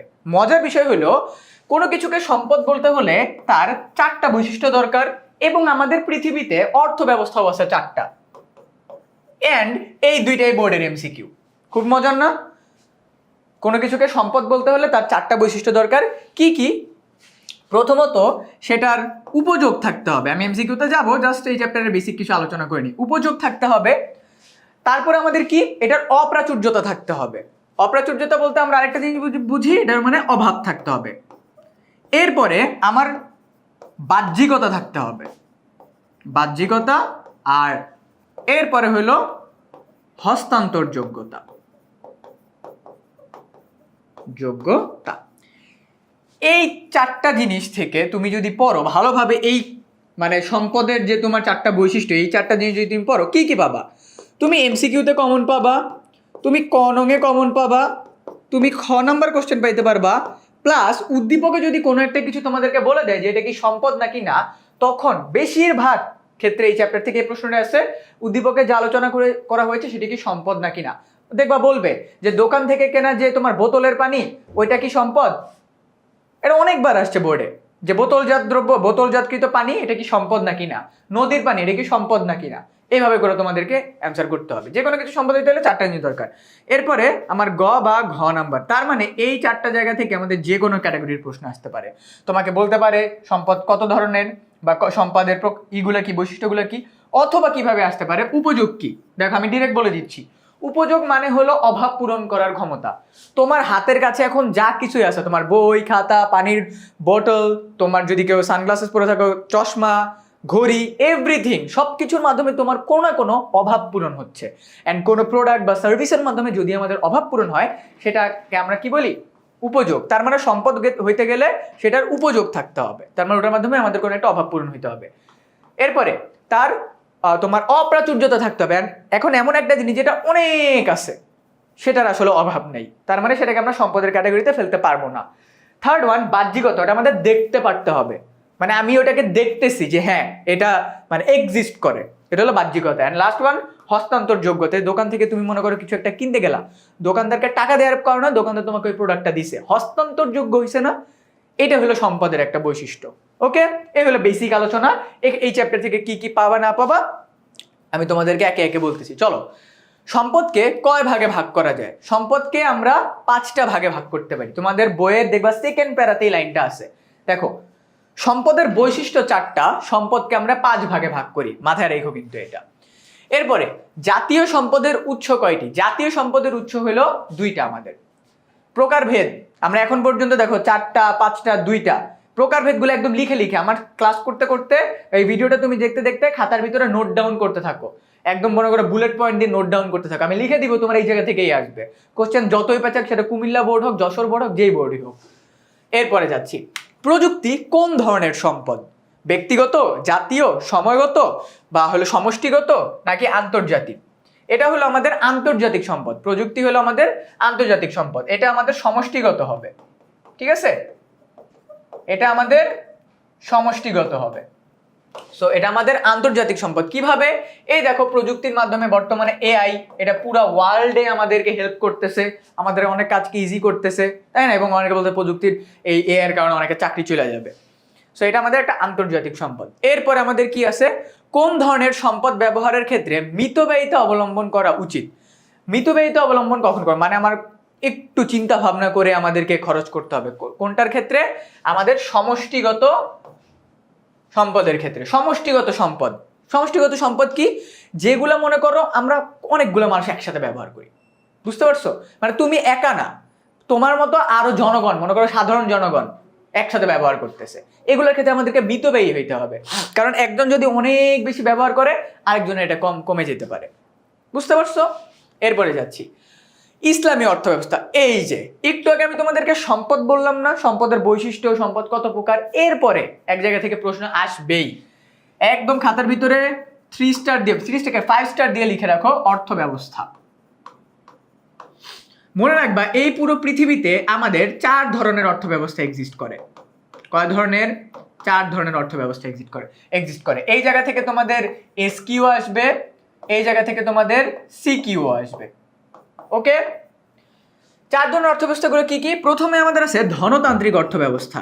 প্রতিটা অর্থব্যবস্থার কাকে বলে এন্ড কাকে বলে থেকে বেশি কনসেপ্টটা বুঝতে হবে। এরপর আমাদের আছে সমাজতান্ত্রিক, দেন আমাদের আছে হলো তোমার মিশ্র, এরপরে আমাদের আছে ইসলামী অর্থব্যবস্থা। তোমাদের রিটেনের ক্ষেত্রে ডিরেক্ট বলে দিবে অর্থব্যবস্থা কাকে বলে। একটা দেশের অর্থনীতি কিভাবে পরিচালিত হয় সেটাকে অর্থব্যবস্থা বলা হয়। বেশিরভাগ ক্ষেত্রে এই জায়গা থেকে তোমাদের এমসিকিউ আর গ বা ঘ নাম্বারের কোশ্চেন আসবে। উদ্দীপকে তোমাদেরকে 2টা দেশ সম্পর্কে বলে দিবে, মনে করো ক দেশ খ দেশ। ক দেশের ভেতরে যার যেমন ইচ্ছা তেমন উৎপাদন করে, যেমন ইচ্ছা তেমন ভোগ করে, এটা কোন ধরনের অর্থনীতি। আরেকটা দেশ হলো এমন দেশ যেখানে সরকার কর্তৃক সবকিছু ফিক্সড লিমিটেড করে দেওয়া হয়। আবার এমন একটা দেশ যে দেশে সরকারের বিধিনিষেধও আছে, আবার সরকার ফ্লেক্সিবিলিটিও দিছে। আবার এমন একটা দেশ যে দেশে শরীয়ত মোতাবেক চলতে হয়। এই ক্যাটাগরির লাইনগুলো দিয়ে দিবে, তোমাদেরকে জাস্ট ফাইন্ড আউট করতে হবে এটা কোন ধরনের অর্থব্যবস্থা। ডান, একটা একটা করে বুঝি চলো। প্রথমে আমরা বুঝলাম অর্থব্যবস্থা কি, একটা দেশ কোন অর্থনীতির মাধ্যমে বা কেমন তোমার অর্থনৈতিক চালিকা শক্তির মাধ্যমে পরিচালিত হয় সেটাকে আমরা অর্থব্যবস্থা বলি। ধনতান্ত্রিক অর্থব্যবস্থা কি? এই অর্থব্যবস্থায় আমাদের স্বাধীনতা থাকবে, একদম ধনতান্ত্রিক অর্থব্যবস্থায় আমাদের মূল কথা হলো স্বাধীনতা থাকবে। তুমি কত টাকা ভোগ করবা, কত টাকা মানে তুমি কত টাকা আর্ন করবা, কত টাকা তুমি ইনভেস্ট করবা, কত টাকা সেভ করবা, সবকিছু তোমার স্বাধীনতা আছে। এরপরে আমাদের আছে সমাজতান্ত্রিক অর্থব্যবস্থা। এখানে সবকিছু গভর্নমেন্ট কর্তৃক কন্ট্রোল হয়। তুমি কত টাকা আর্ন করতেছো, কিভাবে চুল কাটতেছো, তবে কত সময় তুমি ঘুরতে যেতে পারবা, কত টাকা তুমি সেভ করে রাখতে পারবা, ইচ অ্যান্ড এভরিথিং। এটা সবচেয়ে এক্সাক্ট উদাহরণ হলো উত্তর কোরিয়া। সমাজতান্ত্রিক অর্থব্যবস্থার ডিরেক্ট প্রশ্ন আসে, নিচের কোনটি সমাজতান্ত্রিক অর্থব্যবস্থার অন্তর্ভুক্ত একটি দেশ? উত্তর কোরিয়া। ওকে, এরপর আছে মিশ্র অর্থব্যবস্থা। মনে রাখবা পরীক্ষায় অনেকবার আসছে, বাংলাদেশ কোন ধরনের অর্থব্যবস্থা ফলো করে? বাংলাদেশ মিশ্র অর্থব্যবস্থা ফলো করে। মিশ্র অর্থব্যবস্থা মানে কি? যে অবস্থায় ধনতান্ত্রিক অর্থব্যবস্থা এবং সমাজতান্ত্রিক অর্থব্যবস্থার ভালো দিকগুলো, জাস্ট ভালো দিকগুলো নিয়ে যে অর্থব্যবস্থাগুলো গড়ে ওঠে তাকে আমরা মিশ্র অর্থব্যবস্থা বলে থাকি। ক্লিয়ার? কারণ বাংলাদেশে সরকারের বিধিনিষেধও আছে, মানুষের ফ্লেক্সিবিলিটিও আছে। এরপরে আমাদের আসতেছে ইসলামী অর্থব্যবস্থা। ডিরেক্ট কথা, ইসলামী শরীয়ত মোতাবেক যে অর্থব্যবস্থা পরিচালিত হয়। এবং তাহলে এটার অ্যান্সার কি? ইসলামী অর্থব্যবস্থায় উৎপাদনের ক্ষেত্রে কি লক্ষ্য করা যায়? কি? তোমার হালাল দ্রব্য উৎপাদন করতে হবে। ইসলামী অর্থব্যবস্থা কিন্তু একদম প্রপার ইসলামিক শরীয়ত মোতাবেক কাজকর্ম করা হয়। দেন মোট উৎপাদিত সম্পদ থেকে প্রাপ্ত অর্থ কয়টি উৎপাদনের মাধ্যমে ভাগ করা যায়? এটা হবে চারটা ভাগে ভাগ করা যায় আমাদেরকে। এই চ্যাপ্টার কিন্তু প্রকারভেদ অনেকগুলো বেশি। এরপরে কাঠ থেকে চেয়ার হইছে, এই চেয়ারের মাধ্যমে আমাদের কি হয়? এটা কাঠ চেয়ার উৎপাদন। দেখো আমাদের এই যে পুরো প্রসেসটা, এই পুরো প্রসেসটার মাধ্যমে কিসের সাথে জড়িত? উৎপাদন কার্যের সাথে জড়িত। কিসের সাথে? উৎপাদন কার্যের সাথে আমাদের জড়িত। এই চ্যাপ্টারের ভিতরে বা তোমার আমি যে দুইটা চ্যাপ্টার পড়াবো, এটা এবং এর পরেরটা, এটার ভিতরে আমাদের আরো একটা পার্ট আছে যে আমাদের উৎপাদন কার্য কিসের উপর ডিপেন্ডেন্ট? চারটা জিনিসের উপরে: ভূমি, শ্রম, মূলধন, সংগঠন। উৎপাদন, কোনো কিছু তৈরি করাকে আমরা উৎপাদন বলে থাকি। এরপরে যাচ্ছি, জমির অভ্যন্তরের উৎপাদনের উপাদান কোনটি? অভ্যন্তরের উপাদান প্রাকৃতিক গ্যাস। দেখো অভ্যন্তরের উপাদান গাছ, এটা আমরা দেখতে পারতেছি, পুকুর এটাও দেখতে পাচ্ছি, লবণ এটাও দেখা যায়, কিন্তু প্রাকৃতিক গ্যাস এটা কিন্তু জমির অভ্যন্তরের একটা বিষয়, মানে মাটির ভিতরকার একটা বিষয়, যে আমার কি কি জিনিস প্রকৃতি থেকে প্রয়োজন ওগুলো আমি প্রপারলি পাচ্ছি নাকি না। উৎপাদনের ক্ষেত্রে কাকে মজুরি প্রদান করা হয়? অলওয়েজ আমরা এটা জানি, মজুরি প্রদান করা হয় শ্রমিককে। আমি কোনো একটা কিছু তৈরি করলাম, আমি কাকে টাকা দিব? আমি টাকা কাকে দিব? টাকা আমি দিব হলো তোমার শ্রমিককে। ঠিক আছে? সো আমি এখানে তোমাদের জন্য কয়েকটা জিনিস নোট করে রাখছি আলাদাভাবে, যেটা এই চ্যাপ্টার থেকে তোমাদের হেল্পফুল হবে। ওকে, বর্তমান বিশ্বে কয়টি অর্থ ব্যবস্থা আছে? একটু আগে তোমাদেরকে বলছি, অ্যান্ড এই কোশ্চেনটা দেখো দুইবার আসছে। বর্তমান বিশ্বে আমাদের 4 ধরনের অর্থ ব্যবস্থা আছে, এগুলো কিন্তু ভুলে যাও না, এগুলো ভুলে গেলে কিন্তু ধরা খেয়ে যাবা। উৎপাদন, বিনিয়োগ, বন্টন, ভোগ, স্বাধীনতা কোন ধরনের অর্থনীতি? স্বাধীনতা, মনে আছে? স্বাধীনতা কোন অর্থ ব্যবস্থা হবে? পুঁজিবাদী বা ধনতান্ত্রিক অর্থ ব্যবস্থা। মনে রেখো স্বাধীনতা, এই একটা ওয়ার্ড মনে রাখবা, স্বাধীনতা। ঠিক আছে? এরপরে ইসলামী অর্থ ব্যবস্থার ক্ষেত্রে নিচের কোনটি সঠিক? একদম ইসলামের ক্ষেত্রে তোমার ডিরেক্ট শরীয়ত কি বলছে এটা মনে রাখবা। কোনটা কোনটা কোনটা কোনটা কোনটা হবে? এই যে দেখো, শ্রমিকের অধিকার নিশ্চিত করবে, শ্রমিকের অধিকার নিশ্চিত করবে। ইসলামী অর্থ ব্যবস্থায় কিন্তু সবার অধিকারকে প্রায়োরিটাইজ করা হয়। সো এখানে এই যে অধিকারের জায়গাটা অ্যান্সার হবে। নিচের কোনটি বাংলার প্রাচীন অর্থ ব্যবস্থা? সমাজতান্ত্রিক অর্থ ব্যবস্থা। মনে রাখবা পুরো বাংলাদেশ না, পৃথিবীর সব অর্থ ব্যবস্থা হলো প্রাচীন। তোমার অপ্রাচীনের ক্ষেত্রে আমার সমাজতান্ত্রিক অর্থ ব্যবস্থা। কারণ আগেকার টাইমে কিন্তু তোমার এরকম কেউ ছিল না যে আমি আরেকজনের কথা শুনবো। আগেকার টাইমে রাজা বাচ্চারা সবাই একটা কাজই করতো, আমি যা মনে করি রাইট সেটাই রাইট, আমার কথা অমান্য করলে তুমি শেষ। বুঝতে পারছো?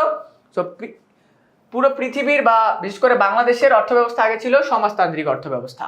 আয় বন্টনের ক্ষেত্রে বাংলাদেশে কোন অর্থ ব্যবস্থা লক্ষণীয়? মিশ্র অর্থ ব্যবস্থা। বাংলাদেশ বললেই আমাদের মিশ্র অর্থ ব্যবস্থা চলে আসবে। উৎপাদনের অপরিহার্য উপাদান কি? এই যে এই জায়গায় কোশ্চেন, উৎপাদনের অপরিহার্য উপাদান কয়টা? 3টাই, কিন্তু আমরা জানি আরেকটা তোমাদের এমসিকিউ, উৎপাদনের উপকরণ। উৎপাদনের উপকরণ তার মানে আমরা কোনো কিছু তৈরি করতে গেলে আমাদের কয়টা জিনিস প্রয়োজন? আমাদের টোটাল 4টা জিনিস প্রয়োজন। একটা হলো ভূমি, যেটা সবচেয়ে অপরিহার্য উপাদান, ভূমি। এরপর হলো শ্রম, এরপর হলো আমার মূলধন, এরপর হলো আমার সংগঠন। এইখানে আর একটা প্রশ্ন পেঁচানো আসতে পারে, উৎপাদনের উপকরণের তোমার জীবন্ত উপকরণ কোনটা, বা উৎপাদনের জীবন্ত উপকরণ কোনটা? উৎপাদনের জীবন্ত উপকরণ হলো শ্রম। মনে রাখবা এটা কি উপকরণ? জীবন্ত উপকরণ। কারণ এখানে মানুষ কাজ করে, এখানে একদম ফিজিক্যালি দেখতেছে, কাজ করতেছে। বাই এনি চান্স যদি অপশনে আমাদের শ্রম না দেয়া থাকে, আমি আবারও বলতেছি, যদি অপশনে আমাদের শ্রম না দেয়া থাকে তাহলে উত্তর হবে সংগঠন। কারণ সংগঠন মানে হলো পুরো অর্গানাইজেশন বা পুরো বিজনেসটা, ওই বিজনেসের ভিতরে কিন্তু মানুষ কাজ করে।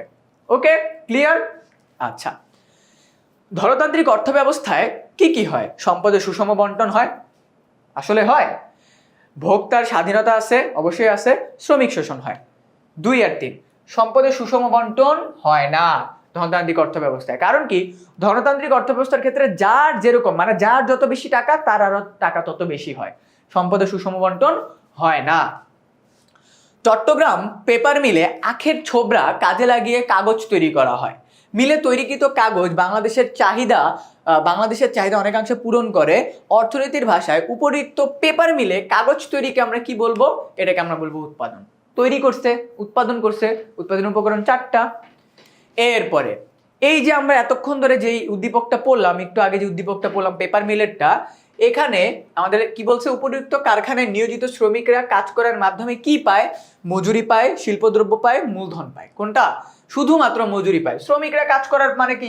শ্রমিকরা কাজ করলে শুধুমাত্র মজুরি পাবে, এছাড়া শ্রমিকদেরকে আর কোনো বেনিফিট দেওয়া হয় না। শ্রমিকরা কি মূলধনের টাকা পায়? পায় না। এরপরে এই কোশ্চেনটা অনেক পেঁচানো একটা কোশ্চেন, বাট ইজি। একটু চিন্তা ভাবনা করো, ইজি হবে। এখানে বলছে কবির 3 জন বন্ধু নিয়ে একটি কোম্পানি খোলার উদ্যোগ নিল। তোমরা মনে করো 3 জন বন্ধু মিলে কোম্পানি খোলার উদ্যোগ নিল। প্রথম বন্ধু কি দিছে? ভূমি। দ্বিতীয় বন্ধু দিছে শ্রম। তৃতীয় বন্ধু দিছে মূলধনের দায়িত্ব নেয়। উদ্দীপকের আলোকে উৎপাদন প্রক্রিয়ায় সবচেয়ে গুরুত্বপূর্ণ ভূমিকা পালন করে কে? তোমার বিজনেস করতে গেলে সবচেয়ে ফান্ডামেন্টাল এন্ড ইম্পর্টেন্ট থিং কোনটা? আমি কোন জায়গাটাতে বিজনেস করবো? এন্ড দ্যাটস ওয়াই কবির ও কি দিছে? ও দিছে ভূমি। আরে আমার মাথায় বিজনেস আইডিয়া আছে, আমার পকেটে টাকা আছে, আমার কাছে লোক আছে, কিন্তু আমার কাছে যদি জায়গা না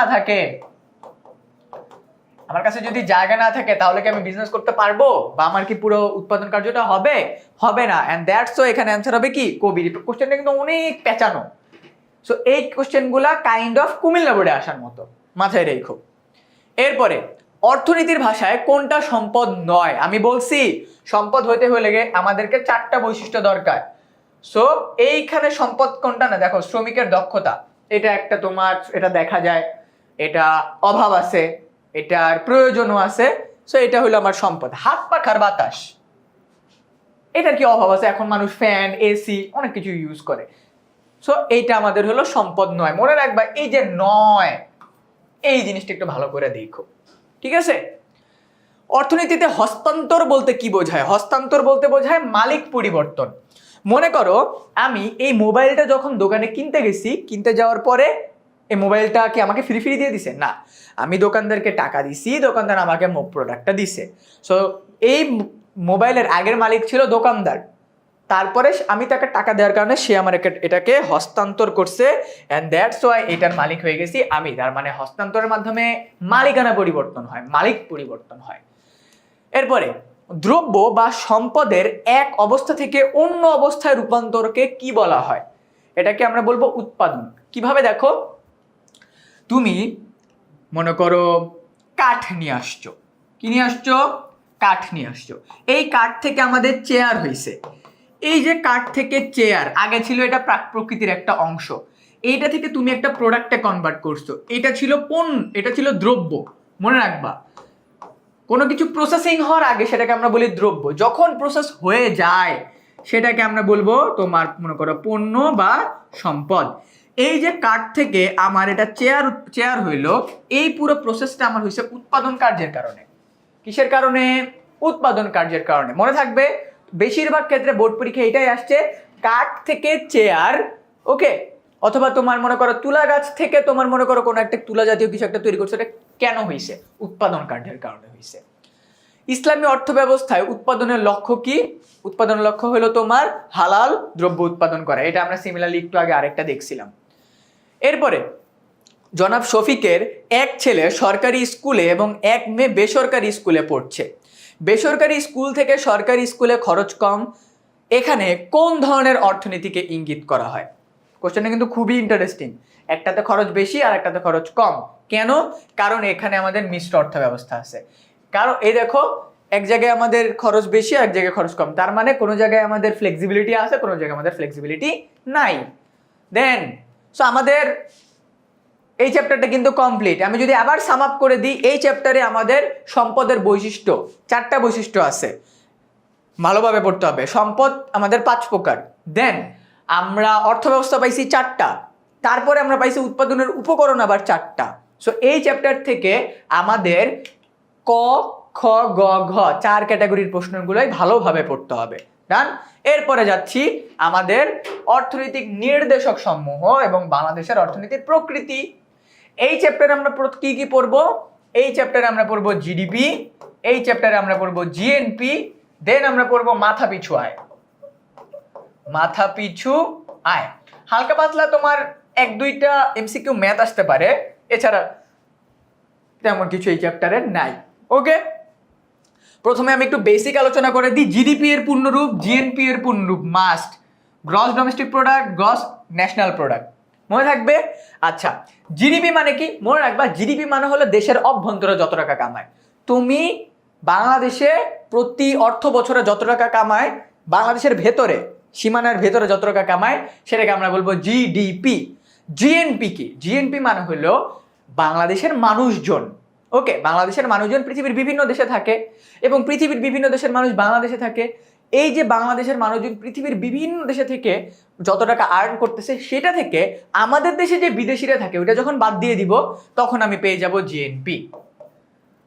জিডিপি, জিএনপি এই চ্যাপ্টার থেকে ক খতে আসতে পারে জিডিপি বা জিএনপির মধ্যে পার্থক্য। একদম খাতায় লিখে রাখো, জিডিপি এবং জিএনপির মধ্যে পার্থক্য ভাইয়া বলছে আসতে পারে। এরপরে আমাদের আছে মাথাপিছু আয়। মাথাপিছু আয় জিনিসটা কি? একজন ব্যক্তি এক বছরে গড় যত টাকা কামায় তাকে আমরা বলবো মাথাপিছু আয়। একজন ব্যক্তি পুরো অ্যাভারেজে একটা বছরে যত টাকা আর্ন করে। এক্ষেত্রে আমাদের একটা প্রশ্ন আসতে পারে যে, মনে করো 2025 সালে বাংলাদেশের একজন সাধারণ মানুষের মাথাপিছু আয় কত ছিল? তোমার অ্যারাউন্ড এটা ছিল 2635 মার্কিন ডলার মতো। 2635 মার্কিন ডলার মানে ইউএসএ টাকার মধ্যে 2635 মার্কিন ডলার মতো ছিল বাংলাদেশের একজন মানুষের অ্যাভারেজ পার ইয়ার আর্নিং। ক্লিয়ার? জিডিপি, জিএনপি, মাথাপিছু আয়। চলো আমরা এমসিকিউ সলভ করি। মোট জাতীয় উৎপাদনকে কয়টি দিক থেকে বিবেচনা বা পরিমাপ করা যায়? মোট জাতীয় উৎপাদনকে আমাদের 3টা দিক দিয়ে পরিমাপ করা যায়। কি কি? আমি যদি একটা একটা করে তোমাদেরকে বলি, উৎপাদন সামগ্রী, দেন হলো আমাদের আছে উৎপাদনের উপকরণ অ্যান্ড উৎপাদনের উপকরণ, আর হলো উৎপাদন থেকে অর্জিত আয়। ঠিক আছে, এই 3টা। সো যাতে করে কোনোভাবে মানে আমারও যাতে ব্রেন থেকে না চলে যায়, এই জন্য তোমাদের জন্য এখানে রেখে দিছি। সো এটা কিন্তু আমাদের নোট করে ফেলো। ঠিক আছে, এটা নোট করে ফেলো যে আমাদের এই যে মোট জাতীয় উৎপাদন এর আন্ডারে আবার কি কি আছে। ওকে, এটা তোমাদের খ মার্কের জন্য আসতে পারে। মোট জাতীয় উৎপাদন বলতে কি বোঝায়? মোট জাতীয় উৎপাদন জিডিপি। জিডিপি এর পূর্ণরূপ গ্রস ডোমেস্টিক প্রোডাক্ট। বানান ভালোভাবে দেখা যায়ও, প্রতি বছর আসে এটা। দেন অর্থনীতি উন্নয়নের প্রধান সূচক কি? অর্থনীতির উন্নয়নের প্রধান সূচক হলো মাথাপিছু আয়। দেখো, মাথাপিছু আয়ের মাধ্যমে আমরা কি ডিফাইন করি? মাথাপিছু আয়ের মাধ্যমে আমরা ডিফাইন করি একটা দেশ কি উন্নত নাকি উন্নয়নশীল নাকি অনুন্নত।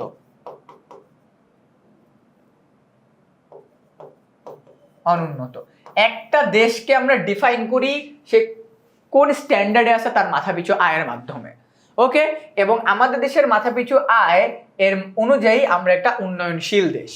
এরপরে যাচ্ছি, দেখো ক দেশের অর্থনৈতিক চিত্র, ক দেশের জিএনপি কত, মানে গ্রস ন্যাশনাল প্রোডাক্ট কত। দেখো এখানে আমাদেরকে আর্নিং দিয়ে দিছে একটা, আমাদের দেশের জনসংখ্যা এত, এরপরে আমাদের দেশের দেশজ উৎপাদন এত, মানে হলো আমাদের দেশের জিএনপি এত।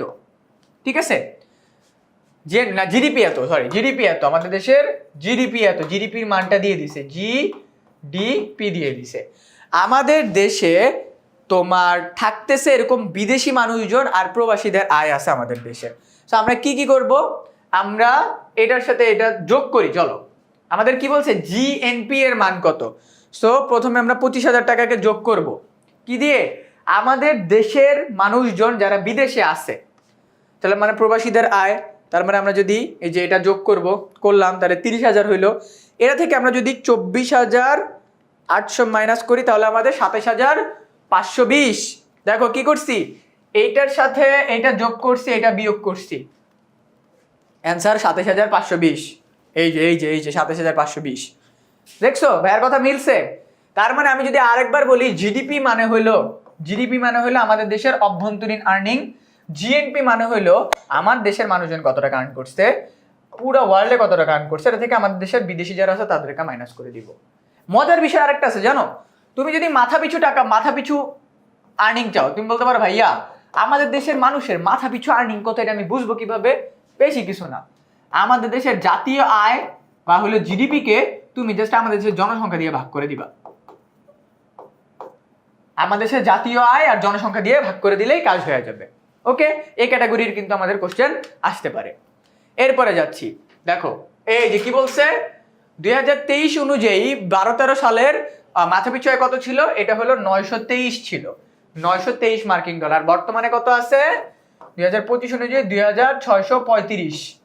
ঠিক আছে, এটা মাঝে মাঝে তোমার 2750 পর্যন্ত যাইতে পারে, মানে ক্ষেত্র বিশেষে এটা ভ্যারি করে বা এর মধ্যেই থাকে। এরপরে জীবনমান নির্ধারণের জন্য উচ্চ মাথাপিছু আয়ের সাথে কোন বিষয়টি বিবেচ্য, মানে মাথাপিছু আয় তো আমরা মানে একটা মানুষ বা একটা দেশ কত ভালোভাবে জীবনযাপন করতেছে আমরা মাথাপিছু আয়ের মাধ্যমে এটা জানতে পারবো। তার পাশাপাশি আমরা জানতে পারবো দ্রব্যমূল্য, মানে ওই দেশে প্রোডাক্টের ভ্যালু কিরকম বা মান কিরকম। ওকে, এর পাশাপাশি তোমাদের এই চ্যাপ্টারে 19টা খাত আছে, দেখবা আমাদের জাতীয় অর্থনীতির 19টা খাত। জাতীয় অর্থনীতি মানে আমাদের দেশের অর্থনীতিতে কোন কোন জিনিস ফোকাস, আমাদের জাতীয় অর্থনীতির মধ্যে 19টা খাত আছে তোমাদের বইয়ের ভিতরে। এই যে এই 19টা খাত থেকে তোমাদের গ বা ঘ মার্কের প্রশ্ন আসতে পারে, মাথায় রেখো 19টা খাত থেকে গ বা ঘ মার্কের প্রশ্ন। বেশি কিছু না, তোমাদেরকে জাস্ট বলে দিতে পারে যে বাংলাদেশের অর্থনীতিতে কোন কোন খাতের দিকে বেশি ফোকাস করা হয়। তুমি যদি এই খাতগুলোর নাম মনে রাখো, খুব সুন্দরভাবে তুমি সিরিয়াল বাই সিরিয়াল লিখে দিতে পারবা, টিচার দেখে ইমপ্রেসড। মাথায় রেখো। এরপরে কৃষি কোনটির উপর নির্ভরশীল? ডেফিনেটলি কৃষি আমাদের প্রকৃতির উপর নির্ভরশীল। আমাদের দেশের ওয়েদার কৃষির উপর অনেক বড় ইম্প্যাক্ট রাখে, তারপরে অন্য কিছু ইম্প্যাক্ট রাখে।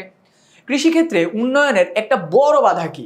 আমাদের দেশে কৃষিক্ষেত্রের উন্নয়নের একটা বড় বাধা হলো তোমার প্রাকৃতিক দুর্যোগ। এই যে আমাদের দেশে ঠিক 2 থেকে 3 দিন আগে, আমি যখন এই ভিডিওটা শুট করতেছি ঠিক 2 থেকে 3 দিন আগে শিলাবৃষ্টির কারণে বাংলাদেশের অনেক জায়গার জমি একদম তোমার মিশে গেছে। কারণ কি? প্রাকৃতিক দুর্যোগ আমাদের দেশে হয়, বাট এমনভাবে হয় যে সবকিছু নষ্ট করে দেয়। মাঝে মাঝে হয়ই না, খরা হয়ই না, ফসল টসল শেষ। মাঝে মাঝে এমন বৃষ্টি হয়, শিলাবৃষ্টি, অতিবৃষ্টি, ঘূর্ণিঝড়, সবকিছু ভাসায় নিয়ে যায়। তো আমাদের দেশে কৃষির ক্ষেত্রে সবচেয়ে বড় প্রবলেম কি? প্রাকৃতিক দুর্যোগ। এরপরে টি একটা দেশ যার প্রবৃদ্ধি আমরা কিভাবে ডিফাইন করি জানো? একটা দেশ ইয়ার অন ইয়ার মানে প্রতি বছর বাই বছর কতটুকু গ্রো করতেছে। আমরা যে মানুষ হিসেবে কিন্তু প্রতি বছর বাই বছর গ্রো করি, একটা দেশও কিন্তু গ্রো করে। এই প্রবৃদ্ধি আমরা কিসের মাধ্যমে ডিফাইন করি? একটা দেশের জিডিপি যত বাড়বে প্রবৃদ্ধির হারও আস্তে আস্তে তত দিকে বাড়তে থাকবে। প্রবৃদ্ধির হার যদি 7% হয়, জনসংখ্যা বৃদ্ধির হার 5% হলে দেশের অর্থনীতির গতির প্রকৃতি কেমন হবে? এটা একটা উন্নতির দিকে যাচ্ছে। দেখো প্রবৃদ্ধি বাড়তেছে, প্রবৃদ্ধি বেশি হারে বাড়তেছে, জনসংখ্যা কম হারে বাড়তেছে। এইটা আমাদের দেশকে একটা উন্নতির দিকে নিয়ে যাচ্ছে। কারণ আমরা এজ এ নেশন হিসেবে আমাদের জনসংখ্যা কম হারে বাড়ুক, জিডিপি বা অর্থনীতি অনেক বেশি হারে বাড়ুক। নিচের কোনটি উন্নত দেশকে আমরা কিসের মাধ্যমে ডিফাইন করি? তার মাথাপিছু আয়ের মাধ্যমে। এখানে আমাদের যে কান্ট্রিগুলো আছে এর মধ্যে কানাডা সবচেয়ে বেশি মাথাপিছু আয়, তাই কানাডাকে আমরা একটা উন্নত দেশের ক্যাটাগরিতে ফেলি। অনুন্নত দেশের জনসংখ্যা বৃদ্ধির হার বেশি কেন? কারণ অনুন্নত দেশের শিক্ষার হার কম। আমাদের দেশ অন্যান্য কান্ট্রি থেকে পিছিয়ে আছে এজন্যই, কারণ আমাদের দেশের শিক্ষার হার অন্যান্য দেশ থেকে অনেক নিচু। বুঝছো? এরপরে বাংলাদেশ কোন দেশ থেকে সবচেয়ে বেশি পণ্য আমদানি করে? এটা আমরা সবাই জানি, চীন থেকে আমরা সবচেয়ে বেশি পণ্য আমদানি করি। এটা আমি না পড়াইলেও এটা অনেক লেস ইম্পর্টেন্ট, বাট তাও যশোর বোর্ডে আসছিল 2-1টা তো কোশ্চেন ইজি দিয়েই দিতে পারে, এই জন্য রাখছি। এরপরে দেখো আবার একটা ছোট্টখাটো ম্যাথ। কি বলছে? ম্যাথ বলে একটু হাতে ক্যালকুলেটরটা নেই। একটা দেশের 1 বছরের উৎপাদিত সেবার মান 20,000 US, তো 20,000, রেমিটেন্স 5,000, ওই দেশে অবস্থানরত বিদেশি। তার মানে দেখো আমার প্রথমে জিডিপি পাইছি আমি 20,000, আমাদের দেশের মানুষ আরেক দেশে থাকতেছে 5,000 কোটি ইউএস ডলার কামাচ্ছে, তার মানে প্রথমে আমার 25,000 আসছে। এটা থেকে আমি যদি 400 বিয়োগ করি 24,600, ইয়েস দ্য অ্যান্সার ইজ 24,600। দেখছো, এই ক্যাটাগরির কোশ্চেনগুলো কিন্তু আসতেছে। জিডিপির সাথে আমার দেশের মানুষ পৃথিবী থেকে কত টাকা পাঠাচ্ছে, দেন আমাদের দেশে যে বিদেশিরা আছে তাদের টাকা মাইনাস করে দিলাম। এরপরে উদ্দীপকের দেশটিতে জনসংখ্যা তোমার মনে করো কত, এখানে একটা অ্যামাউন্ট দেওয়া আছে যে এত জনসংখ্যা আমাদের আছে। দেশটির ক্ষেত্রে তথ্য হলো ভারী শিল্পের প্রয়োজনের তুলনায় অপ্রতুল, মানে কম আছে। বৈদেশিক নির্ভরতা ক্রমশ নিম্নমুখী, মানে আরেকটা দেশের উপরে ডিপেন্ডেন্সি আস্তে আস্তে কমতেছে। শিক্ষার ক্ষেত্রে সরকারি সুযোগ বৃদ্ধি পাচ্ছে। সো একটা দেশের জনসংখ্যা যদি এত বেড়ে থাকে সেটার ক্ষেত্রে তিনটা জিনিসই হয়, ভারী শিল্পের তুলনায় প্রয়োজনের তুলনায় অপ্রতুল, কম আছে। দেখো, একটা দেশের জনসংখ্যা অনেক বেশি মানে কি, ওই দেশ তার ডেভেলপমেন্টের দিকে খুব একটা ফোকাস না, ফোকাস হইলো অন্যদিকে ফোকাসড। এরপরে 2008 সালে ক দেশের মোট আয় ছিল 36,000 কোটি টাকা মার্কিন ডলার, জনসংখ্যা ছিল 8। এই যে দেখো, মাথা পিছু আয় বলছে না, কিচ্ছু না, তুমি 36,000 ডলারকে 8 দিয়ে জাস্ট ভাগ করে দাও, আমি কিচ্ছু করবো না। 36,000-কে জাস্ট 8 দিয়ে ভাগ করে দিয়েছি 4,500, এইটাই অ্যান্সার মাথা পিছু আয়, একদম ডিরেক্ট 4,500। দেখছো, মাথা পিছু আয় বের করতে গেলে জাস্ট ওই দেশের জিডিপি আর হলো জনসংখ্যাকে ভাগ করে দিবা, শেষ। মিস্টার রাজেশ মিত্র একজন ভারতীয় নাগরিক, তিনি গাজীপুরের একটা গার্মেন্টস ফ্যাক্টরিতে প্রোডাকশন ম্যানেজার, মানে প্রোডাক্ট উৎপাদন করে প্রোডাকশন ম্যানেজার হিসেবে কাজ করেন। মিস্টার রাজেশের আয় কোন খাতের সাথে অন্তর্ভুক্ত, প্রোডাকশন না এর জন্য উৎপাদন। দেখো, প্রোডাকশন কথার বাংলা অর্থ হলো উৎপাদন, মোট দেশজ উৎপাদন, কারণ যেহেতু সে দেশের ভেতরে কাজ করতেছে, দেশের ভেতরে কাজ করতেছে। এরপরে মৎস্য কোন খাতের অন্তর্ভুক্ত, শিল্প, প্রাকৃতিক, ব্যবসা না কৃষি। মৎস্য আমাদের কৃষি খাতের অন্তর্ভুক্ত, কারণ মৎস্য দিয়ে আমরা বেশিরভাগ কৃষি কাজ করি। এরপরে যাচ্ছি, কোন দেশের অর্থনৈতিক উন্নয়নের প্রধান সূচক কোনটি, মানে আমাদের দেশের অর্থনীতি যে গ্রো করতেছে সেটা আমরা কিসের মাধ্যমে জানতে পারবো, মাথাপিছু আয়ের মাধ্যমে জানতে পারবো, যে আমাদের দেশের মাথাপিছু আয় কি আস্তে আস্তে বাড়তে।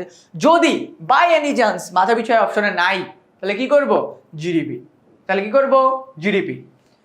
সার্বিক অর্থনৈতিক উন্নয়নের জন্য কোন শিল্প স্থাপন জরুরি, মানে আমাদের দেশের অর্থনৈতিক উন্নয়ন হচ্ছে, এটার জন্য কোন শিল্প ভূমিকা রাখতে পারে, ভারী ও মৌলিক শিল্প, মানে আমাদের দেশের নেসেসারি যে শিল্প, আর অনেক বেশি তোমার মনে করো হেভি যে শিল্পগুলো, যেমন জাহাজ শিল্প, তারপর হলো তোমার আর কি কি আছে, সাবমেরিন, বা হলো তোমার এই যে কন্টেইনারগুলো আছে, চট্টগ্রামের যে কন্টেইনার, এগুলো কিন্তু ভারী শিল্প।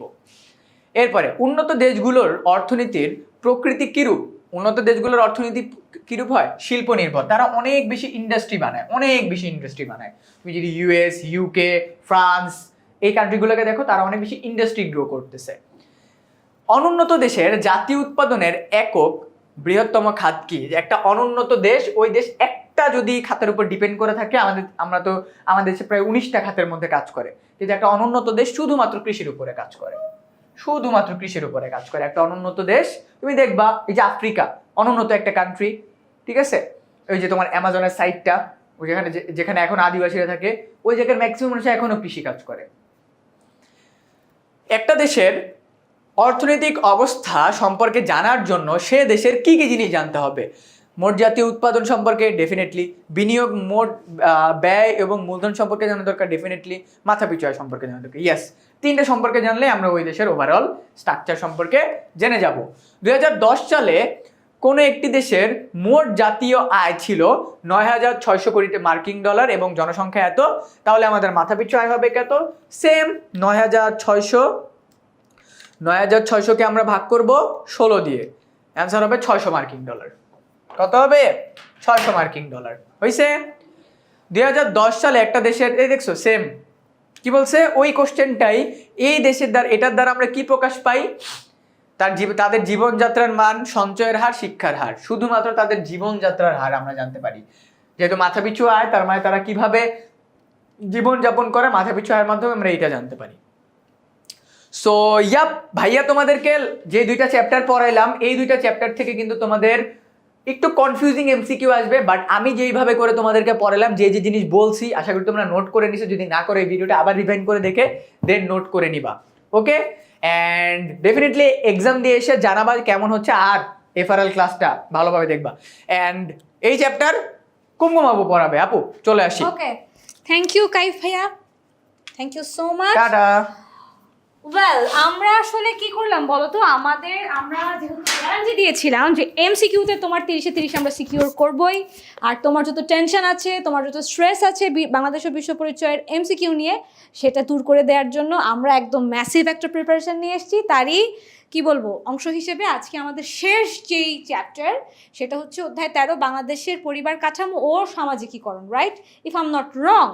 ওয়েল, আচ্ছা দেখো, এই চ্যাপ্টারটা একাধারে আমার, আচ্ছা তুমি যদি একটা সিম্পল একটা ইকুয়েশন করো, আমার চ্যাপ্টার হচ্ছে 6টা, আর আমার 6টা চ্যাপ্টারে, আর আমার অন্যদিকে কি বলে আমার এমসিকিউ আসবে 30টা, তার মানে 5, 6, 30, প্রত্যেকটা চ্যাপ্টার থেকে যদি আমার 5টা করে এমসিকিউ আসে, তাহলে আমার আসলে কোন লেভেলের পড়াশোনাটা দিতে হবে, বা কোন কোন অংশ থেকে পড়লে আমি একদম নিশ্চিত যে আমার এমসিকিউ মিস হবে না। তাহলে আমি যদি সামাজিকীকরণের চ্যাপ্টারটা ধরি, আমার কাছে এইটা হচ্ছে ইম্পর্ট্যান্ট। কেন? কারণ হচ্ছে এমসিকিউ তো তোমাকে বলেই দিলাম, আর আমি বুঝতে পারছি যে আমার 6টা চ্যাপ্টার থেকে 8টা কি আসবে বলো তো, আমার 8টা আসবে হচ্ছে সিকিউ, আর 15টা আসবে হচ্ছে এসকিউ। কাজে আমার ইকুয়েশন যদি ভুল না হয়, তাহলে আসলে আমাদের জন্য 80 পাওয়াটা মানে অন্যান্যদের তুলনায় সহজ, সেটা যেই বোর্ডেই হোক না কেন। তাহলে সেটা যদি আমি এখন আমার বইটাকে ভাগ করি, আমি দেখছি পরিবার নিয়ে প্রশ্ন আসছে সামাজিকীকরণে পরিবার নিয়ে প্রশ্ন আসবেই। পরিবার কাকে বলে, বা তোমাকে প্রশ্ন করতে পারে সমাজের সবচাইতে মৌল সংগঠন, সবচাইতে মানে একদম মৌলিক সংগঠন কোনটা। কাজে পরিবার রিলেটেড যে প্রশ্ন, আকারের ভিত্তিতে পরিবার কীরকম হয়, কর্তৃত্বের ভিত্তিতে পরিবার কীরকম হয়, বিবাহের ভিত্তিতে পরিবার কীরকম হয়, মাস্ট মানে এই টপিকগুলো থেকে, এই সিলেক্টিভ টপিকগুলো থেকে এমসিকিউ আসবেই। তাহলে আমি যদি বলি সমাজের সৃষ্টি কোনটি থেকে, তুমি বুঝতেই পারি সমাজের সৃষ্টি কোত্থেকে, অবশ্যই পরিবার থেকে। পরিবার ছাড়া সমাজ সৃষ্টি হতো না। আচ্ছা, পরিবার কোন ধরনের প্রতিষ্ঠান? অবশ্যই একটা সামাজিক প্রতিষ্ঠান।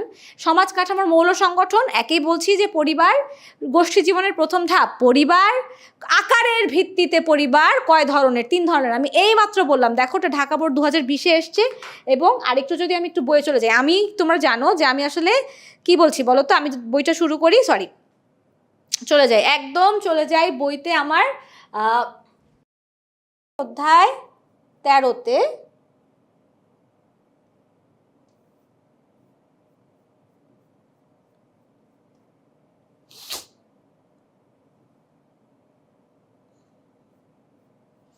তাহলে পরিবার নিয়ে যদি আমি প্রশ্ন করি, এই যে দেখো, ইফ আই এম নট রং, এইটা হচ্ছে আমাদের অধ্যায় 13। আর আমি তোমাকে এইটা নিয়ে কিন্তু আমি একদমই প্রথম দিকে একটা ভিডিও করেছিলাম, যে আসলে এখান থেকে প্রত্যেকটা লাইন কোথা থেকে আমাদের ইম্পর্টেন্ট, এখান থেকে মানে ইম্পর্টেন্ট কেন ইম্পর্টেন্ট, এবং এই যে লাইনটা তুমি দেখতে পাচ্ছ, এখান থেকেই এমসিকিউ চলে আসে। দেখো এই যে লাইনটা, পরিবার হলো সমাজ কাঠামোর মৌল সংগঠন, গোষ্ঠী জীবনের প্রথম ধাপ পরিবার। কাজে এইখান থেকে আসলে না মিস হয় না, তোমার বন্দুকের গুলি মিস হয়ে যাবে, কিন্তু পরিবারের যদি এখান থেকে প্রশ্ন করা হয়, এইগুলো আসলে মিস হয় না। পরিবার মূলত গঠন হয় কিভাবে? পরিবার মূলত গঠিত হয় বিবাহের মাধ্যমে, পরিবার গঠন শুরু হয় বা পরিবারটা মূলত গঠিত হয়। আবার একটা প্রশ্ন, পরিবার হচ্ছে মানুষের দলবদ্ধ জীবনযাপনের একটা প্রতিষ্ঠান। মূলত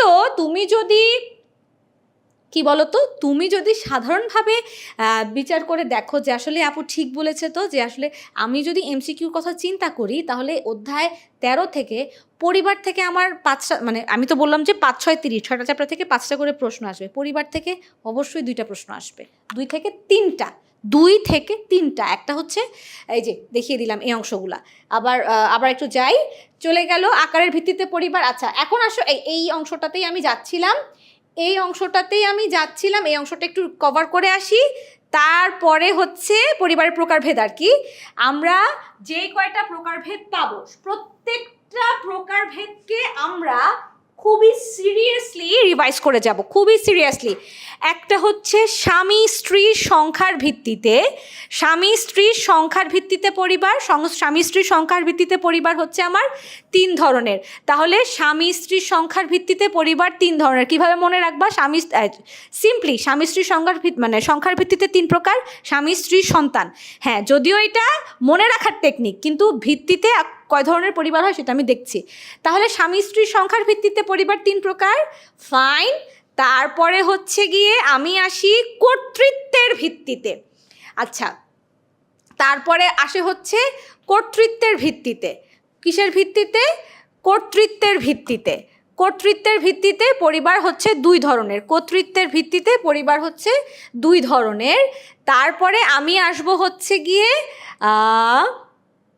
এখন কর্তৃত্ব তো আমরা বুঝতেই পারি, মা এবং বাবা, হয় পরিবারের প্রধান মা হবেন অথবা বাবা হবেন। এবং এই অংশ থেকে যেই এমসিকিউটা আমি দেখে আসছি, একেবারে আমি যেই বছর এসএসসি পরীক্ষা দিয়েছি তখন থেকে শুরু করে একেবারে লাস্ট এসএসসি পরীক্ষা পর্যন্ত বাংলাদেশের কোনো না কোনো বোর্ডে এই প্রশ্নটা আসছে। সেইটা কি?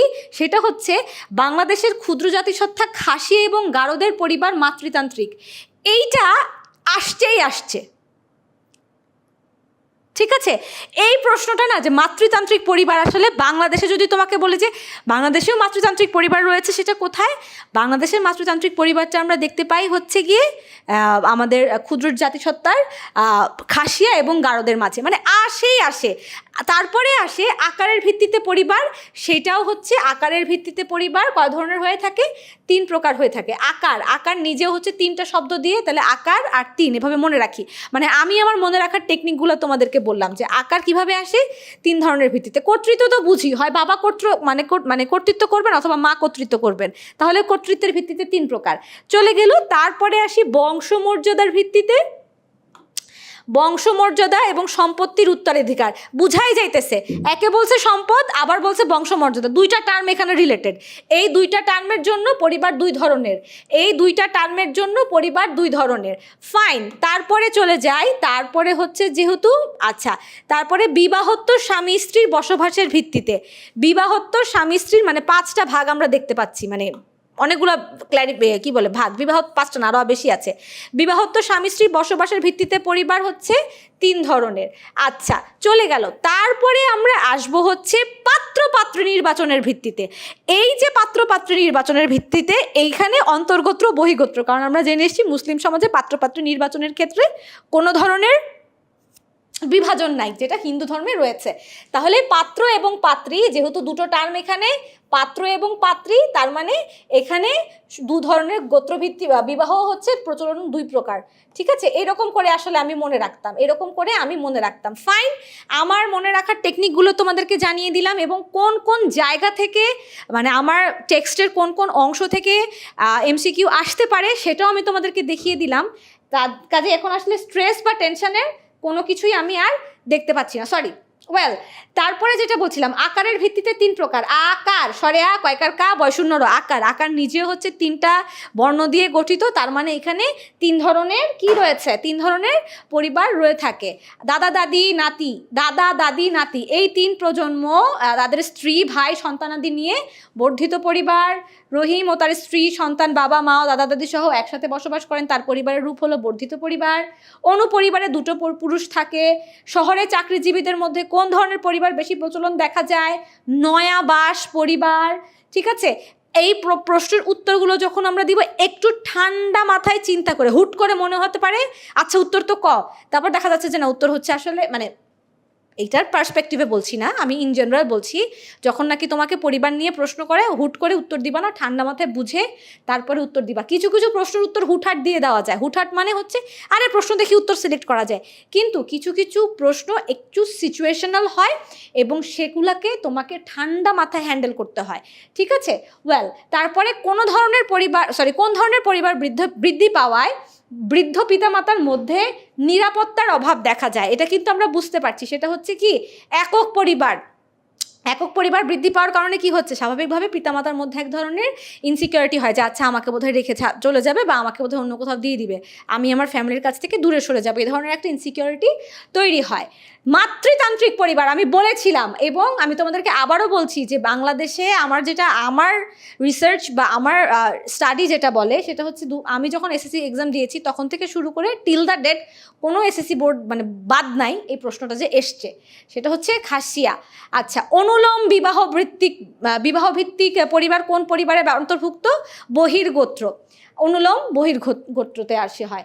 শিশুর আচরণ ও আচরণগত জ্ঞান অর্জন পরিবারের কোন কার্যাবলীর অন্তর্গত? শিক্ষাদান, সামাজিকীকরণ নিয়ে প্রশ্ন আসবে।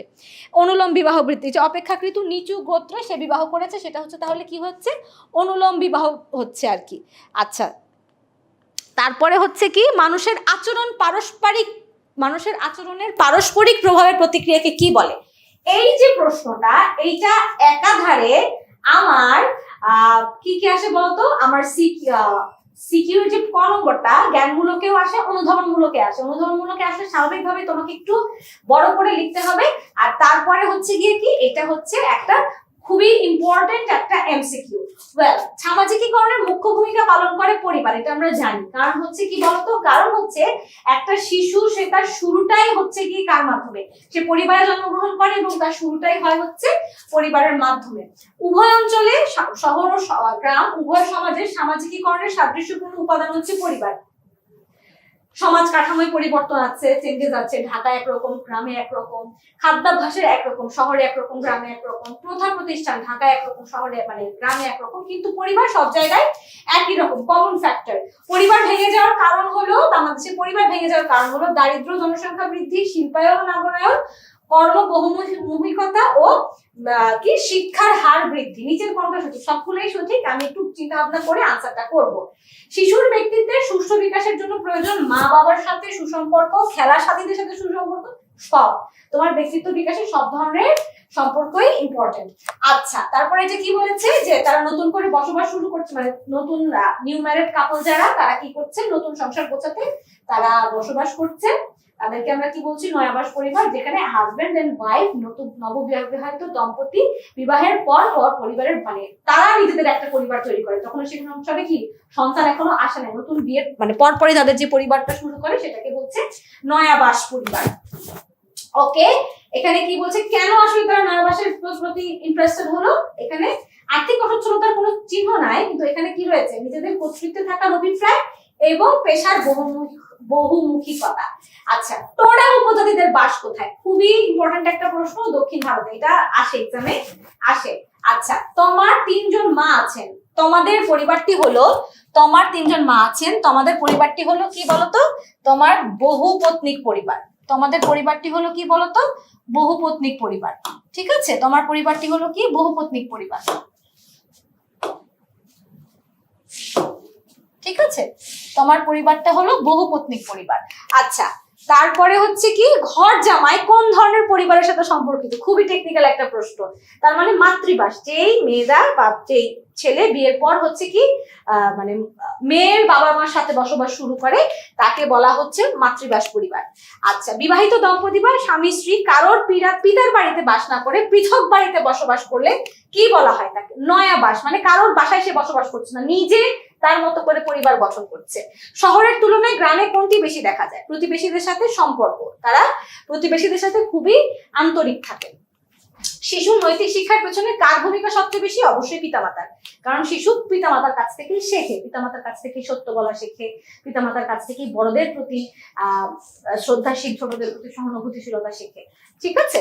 আচ্ছা, মানুষের ব্যক্তিত্বের গঠন ও বিকাশে কয়টি উপাদানের প্রভাব লক্ষ্য করা যায়? 3টি, এটা ভুল করা যাবে না। সাহিত্য পাঠ, সাহিত্য ক্লাব, সাংস্কৃতিক ক্লাব, শ্রমিক সংঘ এর মাধ্যমে সামাজিকীকরণের কোন প্রতিষ্ঠানের প্রতিফলন ঘটেছে? স্থানীয় গোষ্ঠী। আচ্ছা, so guys, my dear lovely students, it was all for my today's lesson. আমার মনে হয় আমরা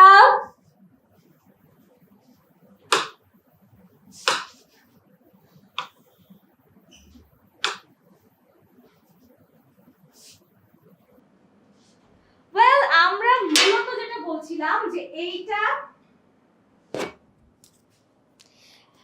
আমাদের মানে যেটা তোমাদের সাথে আসলে আমার শেয়ার করা হলো এই পর্যন্ত, সেটা হচ্ছে যে আমাদের মোটামুটি একটা প্ল্যান, সেই প্ল্যানটা ছিল যে তোমরা যেন দুশ্চিন্তা না করো, তোমাদের এক্সাম নিয়ে তোমাদের কোনো ধরনের দুশ্চিন্তা যেন না থাকে, কোনো ধরনের দুশ্চিন্তা যেন তোমাদের এক্সাম নিয়ে না থাকে। এমসিকিউতে যেন তোমরা 30-এ 30 সিকিউর করতে পারো। বাংলাদেশের যে বোর্ড থেকেই তোমরা পরীক্ষা দাও না কেন, আমাদের 10 মিনিটস স্কুলের স্টুডেন্টরা যারা আমাদের সাথে আছে তাদের যেন কোনো ধরনের কি বলা যায়, টেনশন বলো, দুশ্চিন্তা বলো, সব কিছু থেকে আসলে তোমাদেরকে একটা সুন্দর প্রিপারেশন নিয়ে নেওয়ার জন্য বা তোমাদের একটা সুন্দর কি বলে ঠান্ডা মাথায় তোমরা জন্য একটা প্রিপারেশন নিতে পারো, তার জন্য আমাদের প্রচেষ্টা ছিল। আশা করি আমাদের আজকের এই সেশনটা, আমাদের আজকের এই ক্লাসটা তোমাদের জন্য খুবই ইফেক্টিভ একটা ক্লাস হবে, কারণ তোমরা একটা প্রপার গাইডলাইন পেলে কেমন করে পড়লে আমার পরীক্ষার সময় এমসিকিউটার সাথে সাথে আমি আমার এসকিউ মানে শর্ট কোয়েশ্চেন সাথে সাথে জ্ঞানমূলক এবং অনুধাবনমূলকটাকে সিকিওর করতে পারবো, এবং আমি বুঝতে পারছি কোন অংশ থেকে পরীক্ষায় আসার মতো বা পরীক্ষার জন্য ইম্পর্ট্যান্ট অংশটা রয়েছে। কাজে সব কিছু মিলিয়ে আমার মনে হয় it was an effective session. Well everyone, it was all for my today's lesson. দেখা হবে ইনশাল্লাহ কোথায় বলো তো, আমাদের এফআরএল ক্লাসে। সেই পর্যন্ত আমরা সবাই ভালো থাকি।